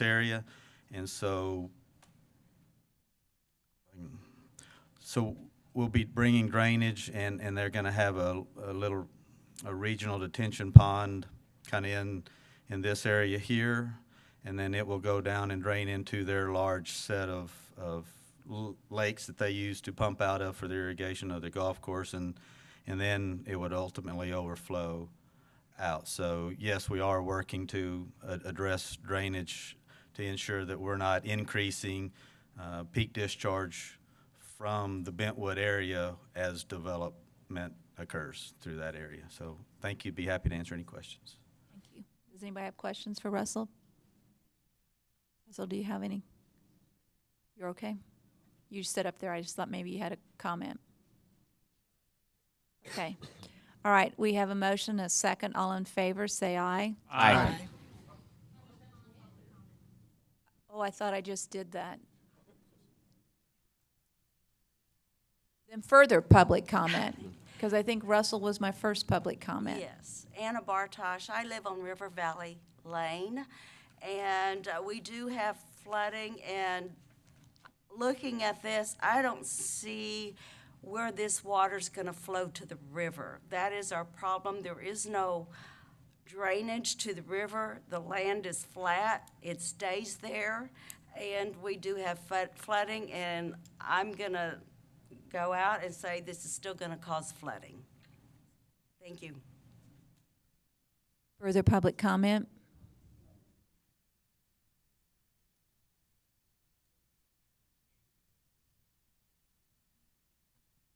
Like John said before, this is a, just a conceptual plan as far as where the routing of drainage will go, and like Mr. Gully also said, is that, with our master drainage plan, will be the flow of the water in this area will be redirected to these ponds down here, and they'll be adding additional capacity to those ponds to accommodate for any increased runoff, and we're still working on finalizing that drainage study with Mr. Gully.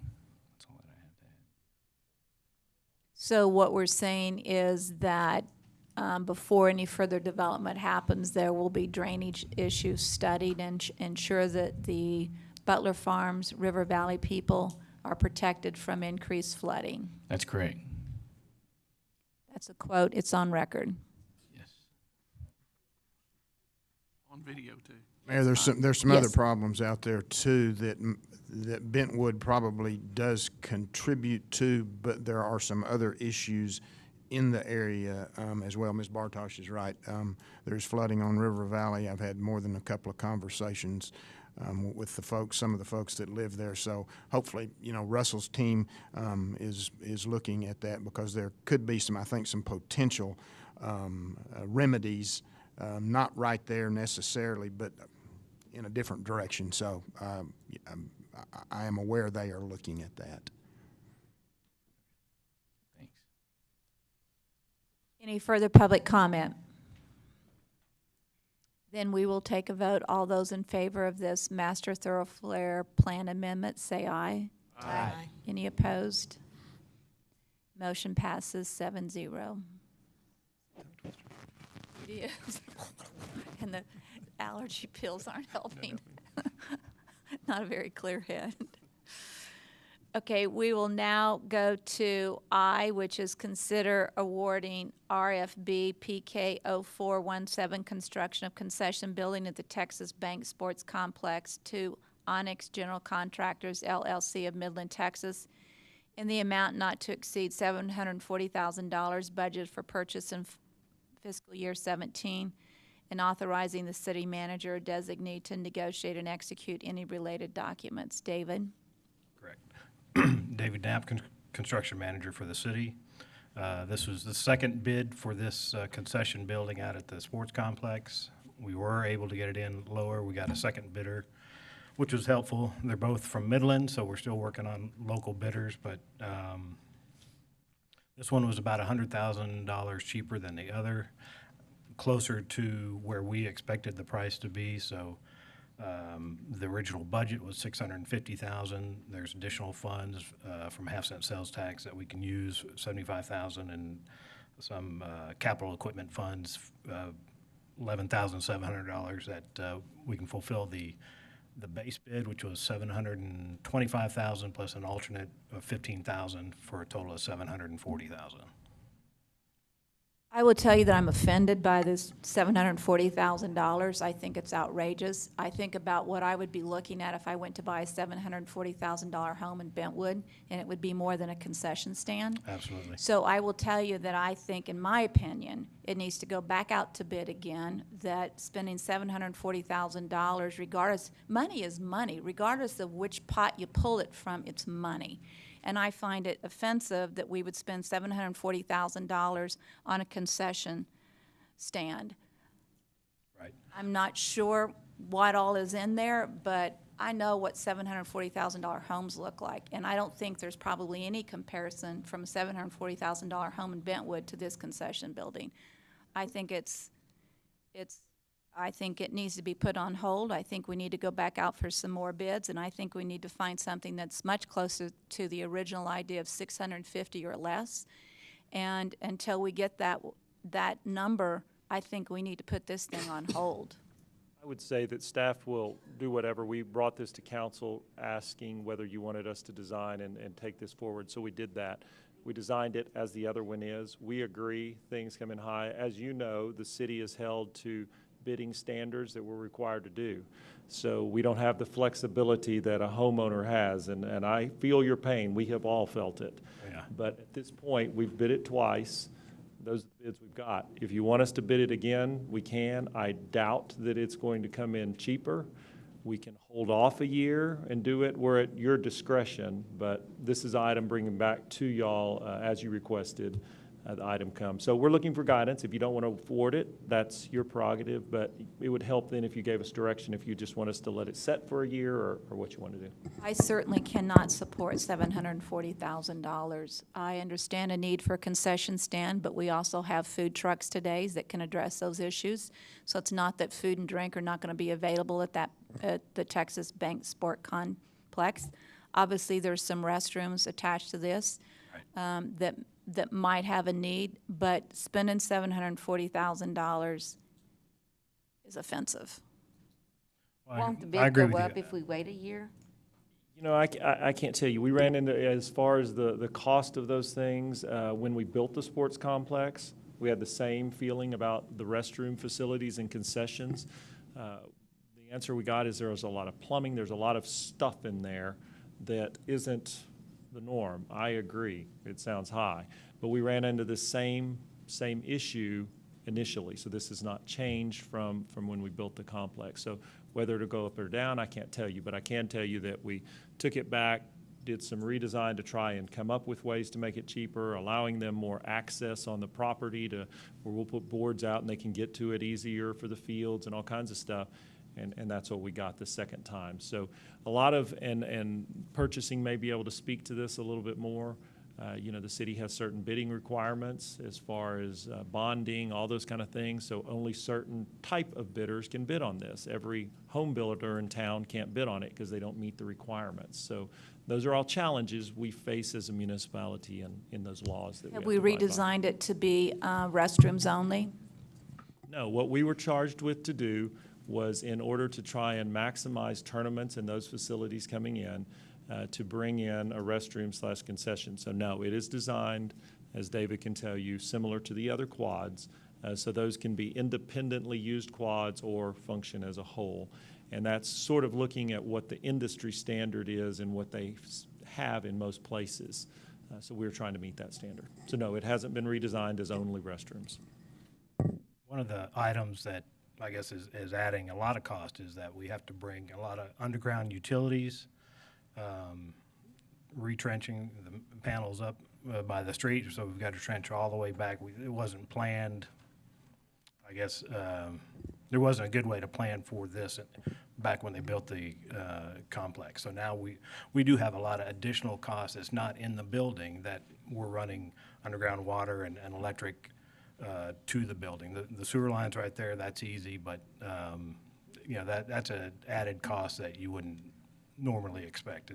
Because we also don't, quote, have the value of the land. This is just the value of the building. So when you, again, we refer to home building or other development, it's usually inclusive of price of land. This one is just price of building, and it's That's Rick, a lot of money. do we have any idea, either, I guess you can look at it one or two ways, what increased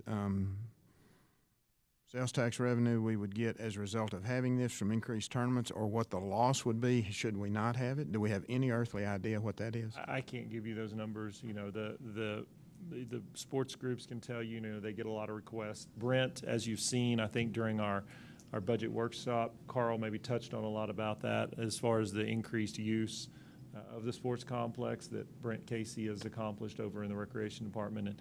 And Brent's goal, as y'all were asking, you know, what are your goals for increasing revenue and so forth, one of Brent's major ones was to increase tournaments, because that increases revenue not only to our pocket and the sports complex, but to hotel, motel, all that kind of stuff. So this was one of those goals, but I can't tell you exactly. But again, food trucks can take care of concessions. Well, now restrooms is probably more.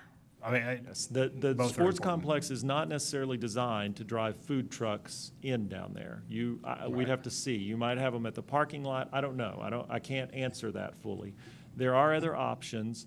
What happens is a lot of our tournaments are leased. They lease the facility. It's not a city-run necessarily tournament.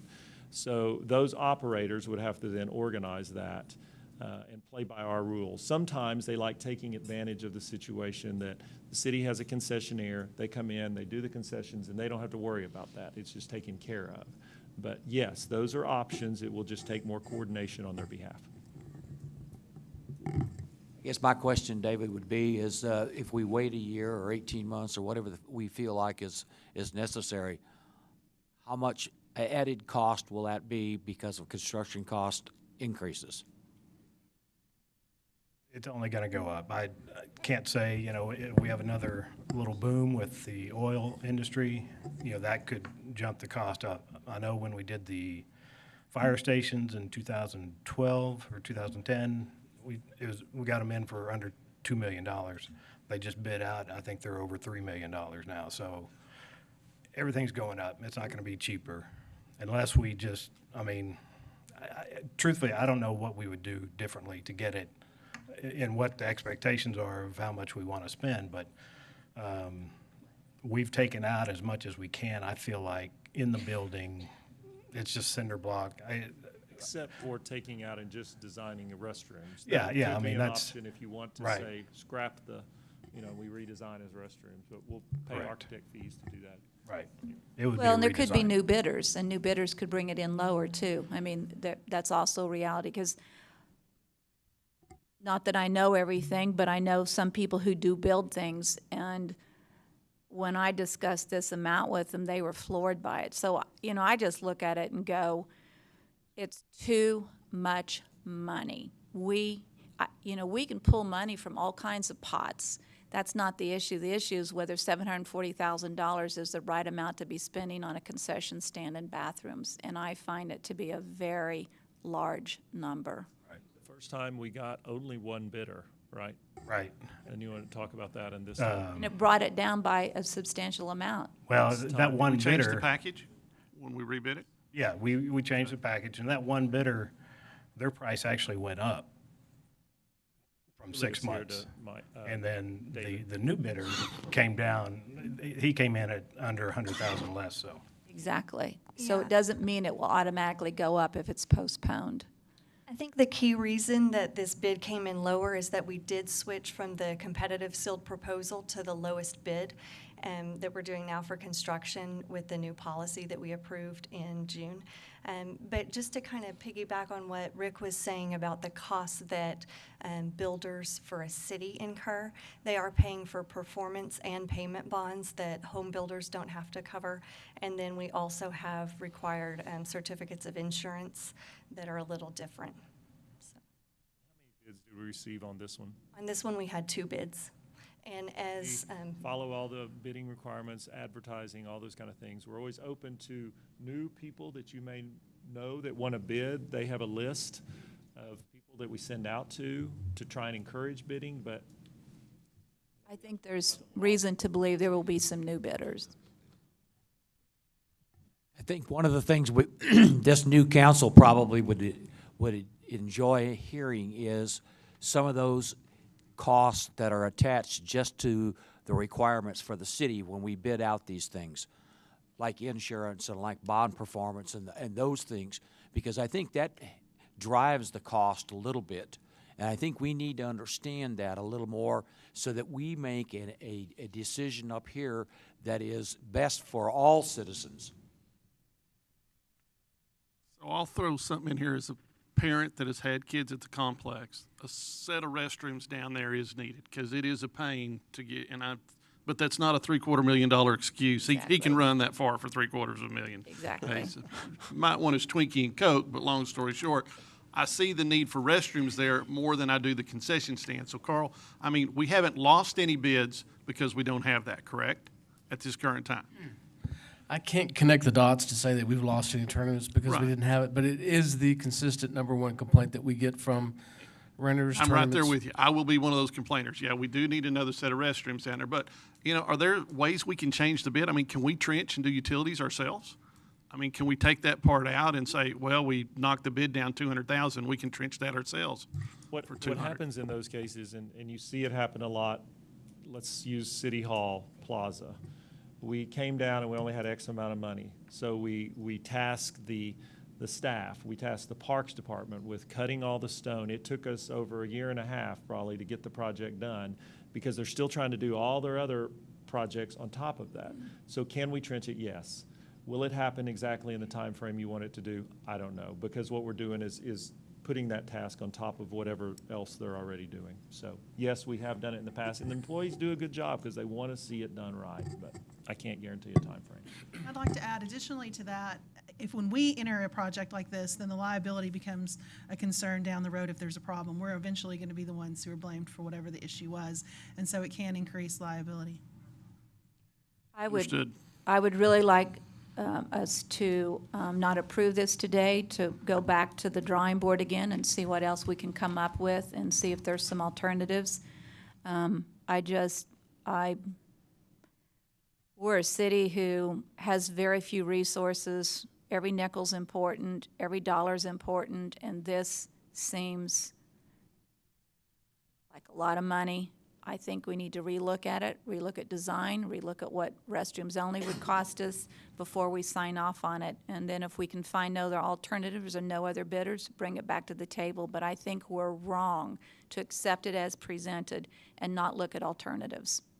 Y'all could give us clear direction on, like, if you specifically want to look at just restrooms, that would help us because we've done some value design already. So what major change would you like to make, and that could help us move it forward and bring it back to y'all then? I'll make a motion that we, go ahead, Carl, if you want to. I was going to say, if some of the direction is, we've kind of locked into matching the concession that was at Quad 1, the same style, the same design, which did save us money on architecture fees. But if you want to give us direction to have a different building that maybe not match the others, that was just the restrooms, that could help bring the cost down. But also keep in mind that if we redesign, we're going to have new architectural fees that we don't have now. We also could have lower costs. We could. What do those architectural fees run on this one? Ballpark. Talking about 10% Okay. of the cost. $75,000 is what it'll cost us. I would encourage you not to, the complex has a theme, and I would encourage you to kind of keep with that style. If we totally change and put a metal building out there that doesn't match, anything else, I would just encourage, it's a pretty classy looking place, and I would encourage you, while you can adjust size and whether it's just restrooms or those kind of things, really try to keep the We can keep the classy same style, just make it the style that has bathrooms only. Then have to change the theme. I would say to design it to where you can easily add on that concession at a later day. So in that area where the concession would be, have it designed for it, and whenever we can pay for it then, continue out the walls, and there you go. It is essentially that now. The concession area is pretty much a shell. It does have equipment to allow for the expansion of bringing in equipment to make it a full concession, but it virtually is a shell now, the concession area. Okay, Tom, you has a motion. You want to repeat it?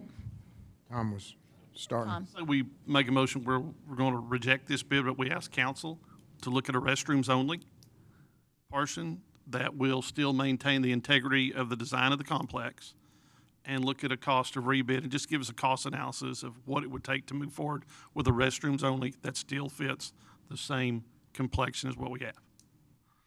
Is there a second? Second. Is there public comment?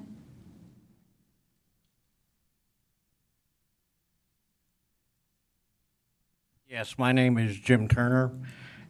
When you're looking at something like this, you do have to be careful of two things. One is comparing this to residential construction will tend to get you sidetracked very quickly because a lot of the materials you have to use in a commercial establishment, including things like floor coverings, you have to go with a much more durable product just because of the amount of traffic that's there. That raises the expense a lot.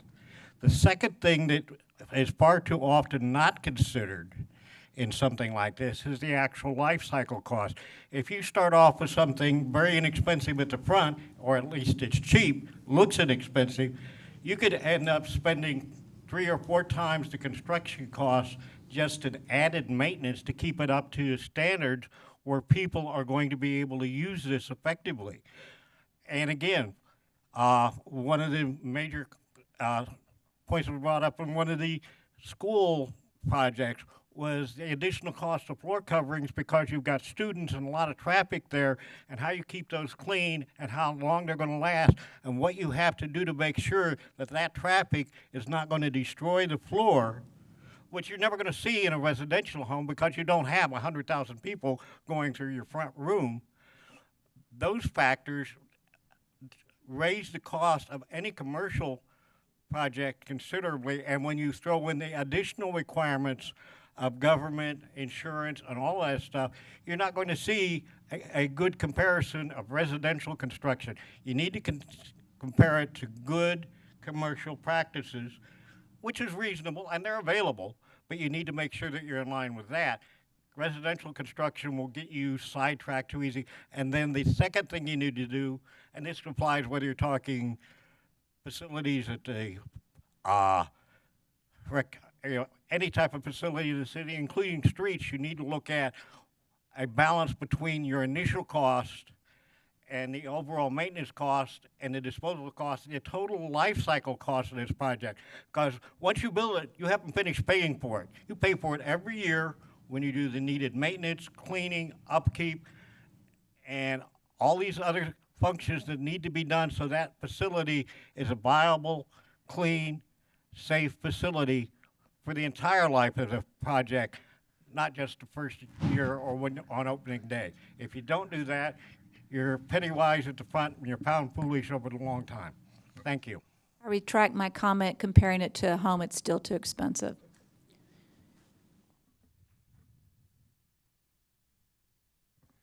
I'm Chris Giroux. I noticed that when the Texas Bank Sports Complex was built, we had no problem going after sponsorship from Texas Bank. Why don't we look at getting some sponsorships if we really think that we need another concession stand and restroom complex? I'm sure that there are more than enough businesses here in town that would be willing to dole out of their pockets to help defray the cost. Like Jim was saying, the cost on commercial buildings is more exorbitant than on a house. I think, along with you, $740,000 for a concession stand is a bit much, especially since Carl is saying that it's just a shell. It's not a complete concession stand. $750,000 for a shell is ridiculous. $750,000 for a complete concession stand is ridiculous. But why don't we try going after some private dollars? Because that's what we did to get this sports complex built in the beginning. Let's go after it to expand it.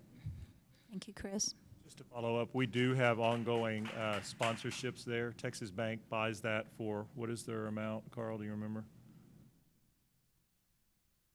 $15,000 a year for the entire complex for 10 years. Yeah, so they have that, and we do have, and as an ad, McLaughlin handles the advertising for us, and they look for that. So if there is someone who's willing to do additional sponsorships, we welcome that opportunity.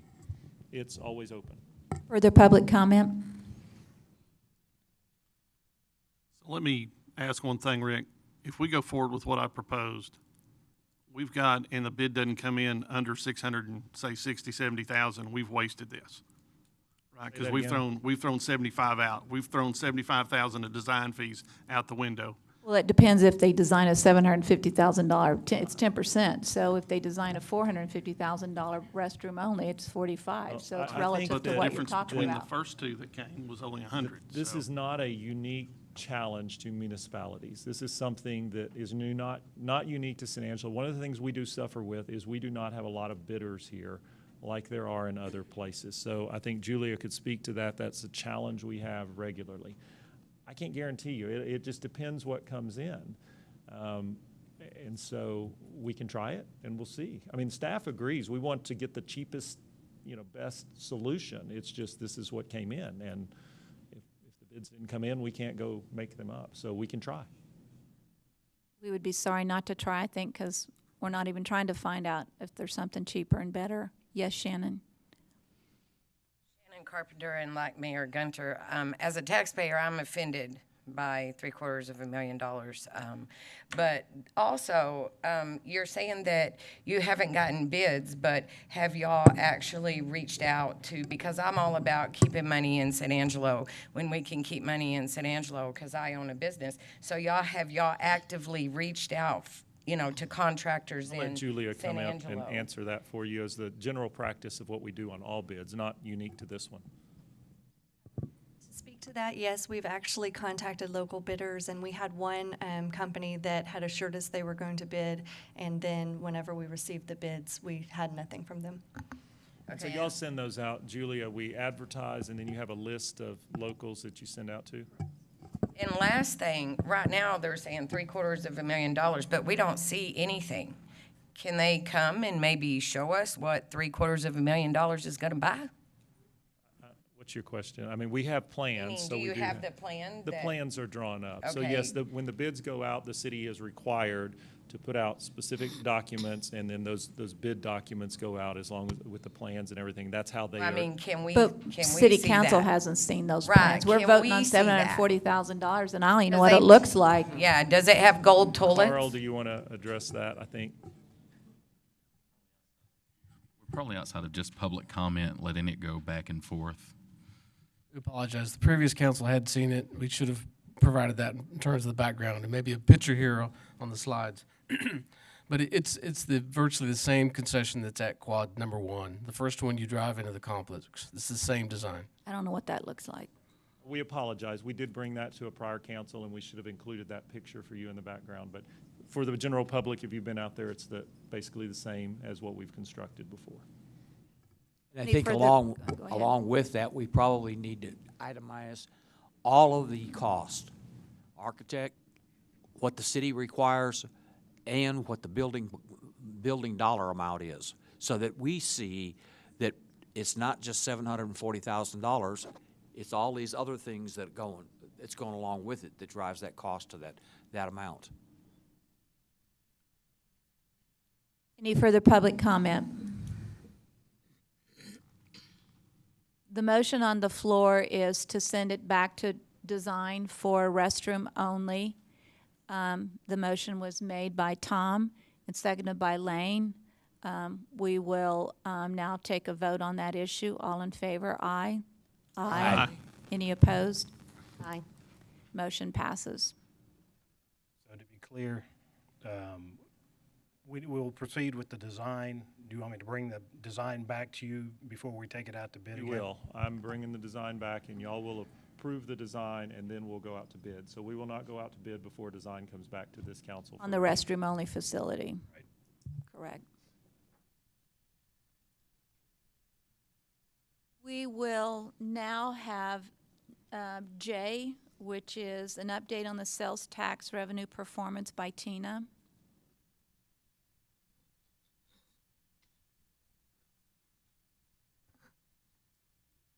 Good morning again.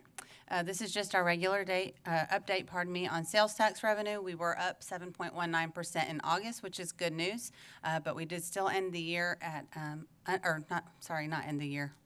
Through August, we're still short of our revenue budget by $602,000.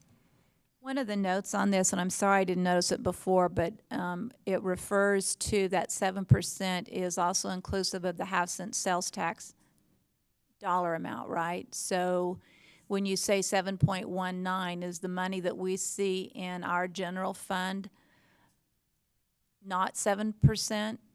It's They would less both be than up that. 7.19%. Of the amount that the city receives in total, the total monetary amount is 1/3 of that goes to the Development Corporation, 2/3 of it is retained in the general fund.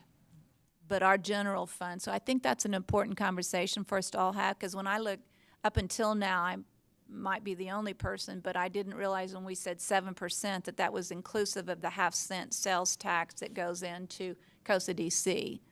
Mayor, but proportionally, it's a what she's trying to ratio, say is isn't that whether it's 1/4 or 3/4, it's still going up 7.19% I on both of them. I so- got it, okay. but when we talk about budgets, we talk about revenue in the budget, and the budget wouldn't show let's just say we budgeted for this month only. We wouldn't show a 7% For increase in revenues, we revenue. would. Yes, we would. It would Okay, just be that's And for what I so wanna would the clarify. Development Corporation.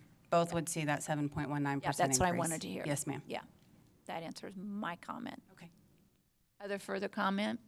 Questions of Tina? Headed in the right direction. Thank you, Tina. Yes, ma'am, you're welcome. We are now going to go into closed session, executive session and the provision of Government Code Title V, Open Government Ethics, Subtitle A, Open Government, Chapter 551, Open Meetings, Subchapter D, exceptions to requirements that meetings be open under the following sections. A, Section 551071-1A, consult with attorney when the governmental body seeks the advice of its attorney about pending or contemplated litigation regarding 1, the 2013 seal coating program, 2, Templeton Construction, 3, Allsay Inc. versus City of San Angelo, Texas Corolla Engineers, B, Section 551072, deliberations about real property regarding 703 South Chadbourn, and C, Section 551.0712, consultation with attorney regarding 703 South Chadbourn. We will be back in an hour and a half. So we will adjourn for an hour and a half. To order at 1:32 p.m. At this point, I would entertain a motion to create a month-to-month lease up to a maximum of 6 months for the Railroad Museum. And within that 6 months, we would expect a plan of action to be created and work through with city staff in terms of finding a direction, if possible, to move forward with the Railroad Museum. Do I have a motion for someone to say that again, or to just say I agree with her? So moved. And a second. Do I have public comment, please?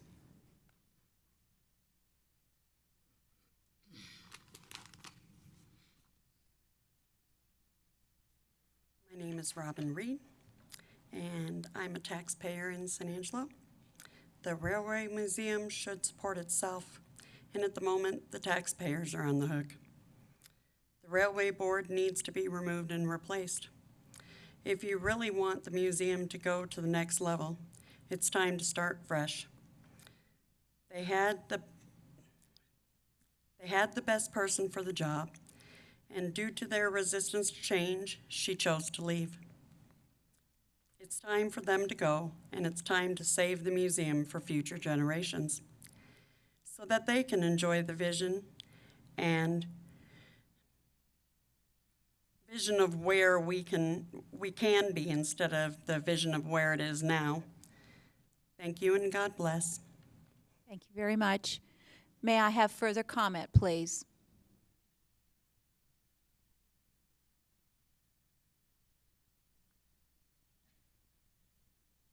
Hello, my name's Rayetta Trigg, and I just want to express my views concerning the Railroad Museum. I don't think that it's prudent to continue the museum with the same board members that didn't work before. It's my opinion that they be removed and replaced in order for the museum to prosper for future generations. Thank you. God bless. Thank you. Additional comment? I have a, come on.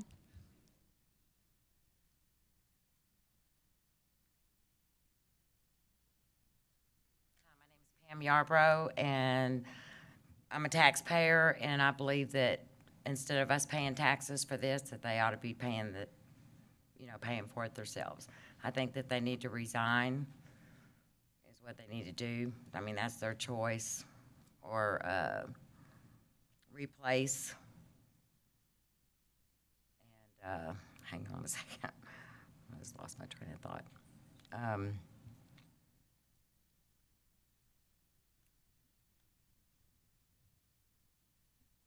I just think it'd be better for the generations to come. I do. Thank you.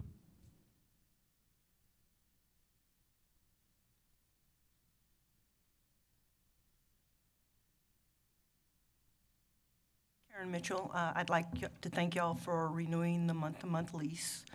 I'll be honest with you, until Shannon became executive director, I didn't even know you had a museum. And I've lived in this area since 1972. From what I've seen, the board has been stagnant. Need fresh eyes, fresh ideas. Shannon was doing that, but she was fought tooth and nail. I just think the board needs to be dissolved, and a new one appointed. Thank you very much. Thank you.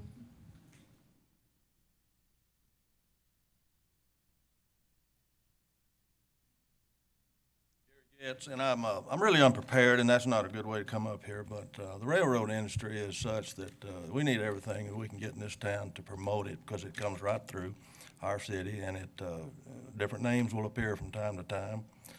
And the old Santa Fe, you can go back, and I had a friend that started 47 years ago at Santa Fe when he was going to school, and he was logging in trains. And now, of course, 47 years later, he's retired, and he looked at that museum, and he thought it was the finest museum for that size that he had ever been in. And that boy travels the country and goes to museums that represent the railroad industry. His name is Ron Sherman. I know he won't mind me mentioning his name. His name was Ron Shackle when he went to high school. Fine young man, family man, and dedicated. But the train goes right by some property I own, and I love to hear the trains go by. And of course, they blow that horn a little bit too much. But I'm a good sleeper. I can get through it. The industry, just knowing the industry is still alive and well, because I think all of you know that I'm getting off track here a little bit, but since it's a railroad, let's do that just for a minute. They were almost ready to rip up the track. Texas revived it, and then, of course, Pacifico, Tex-Mex, all those have come about.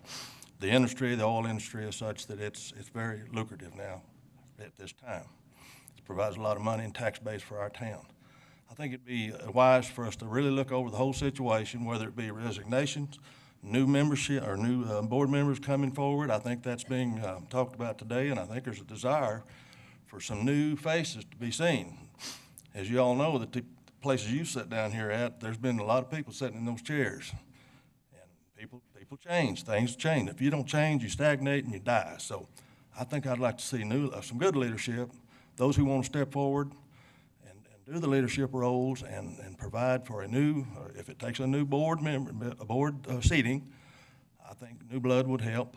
I think that thing needs to be salvaged. And whether it be for 6 months, I hope that after 6 months, if you so elect to do that, I believe after the end of 6 months, you'll see a big change, and if not, then, of course, it can become another reason to have another meeting about that and make those decisions that time. I hope you consider giving it another month-to-month or 6-month duration to let people really search their souls, search what needs to be done, and how to prevent, anything like this happening from a long time from now. I mean, from this date forward, let's hope it just climbs the hill.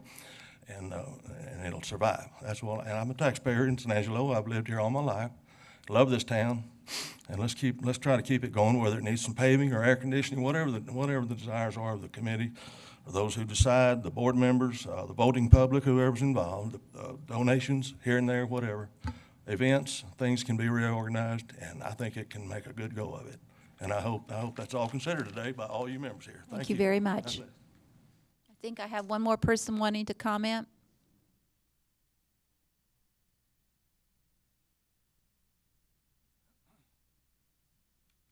My name is Floyd Seaton. I worked for the Santa Fe Railroad 40 years, most of it right down here. This railroad has been run better by the board that they got there now than any of them, anything. We brought that railroad from total destruction up to what it is.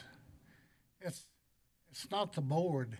It's one old gal that's got a felony record They're all sitting right back there in one bunch. If you noticed how they all went back there, they've all got together, and just because one of them got hacked off and started making trouble for the whole thing. So there's nothing wrong with the board. We've been up there taking care of that place. I came here as a young man when I was 18 years old, and I worked in and out of that depot for 18 years. That one woman back there, and you know her, is a convicted felon. You take the word over her and her bunch, add it up. She got hacked over one little old thing, and she said she was going to destroy this railroad board. So it's your place to make up your mind, but you're doing wrong. We've worked hard on that thing just to keep it going, and it's one of the best railroad museums in the country. I've been all over the country looking at museums. They're the one that's causing the trouble. Look back there. They're all sitting in one bunch. They've all got together and caused all the trouble. We never had any trouble before. So don't take the word of a bunch of felons. Thank you very much.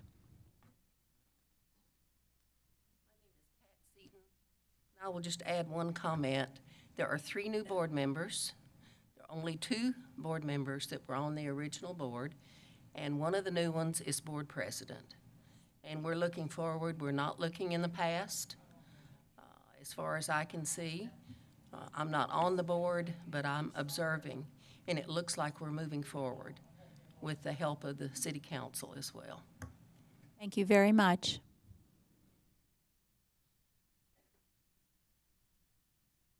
Good afternoon, Adam Yonke. I'd like to speak on behalf of the Railroad Board or not on behalf of them, but in defense of the executive director of the railroad.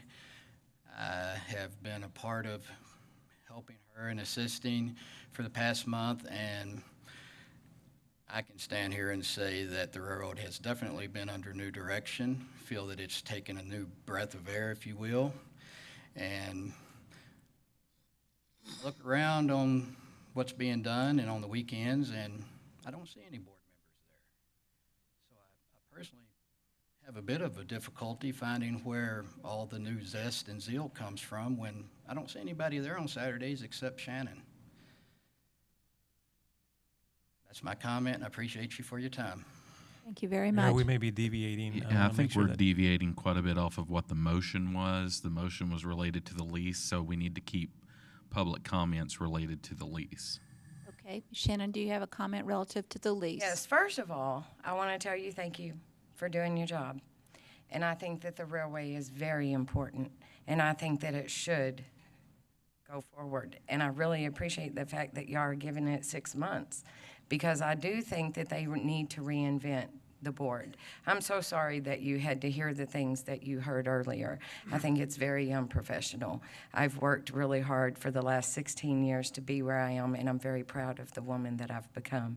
So thank you very much for the railway, for giving it 6 months, and thank you for the opportunity, because every one of you have heard the tapes, and you all know the truth. God bless. Is there further public comment? If not, we will take a vote on the motion that is to work, that the city staff will work on putting together the language of a month-to-month lease up to a period of 6 months, at which point in time we will decide if the new interested board members put together a plan that we believe will help secure the Railroad Museum, the depot, which is a treasured historic site. So with that said, I have a motion, I have a second, and I will take a vote. All in favor say aye. Aye. Opposed? Motion passes.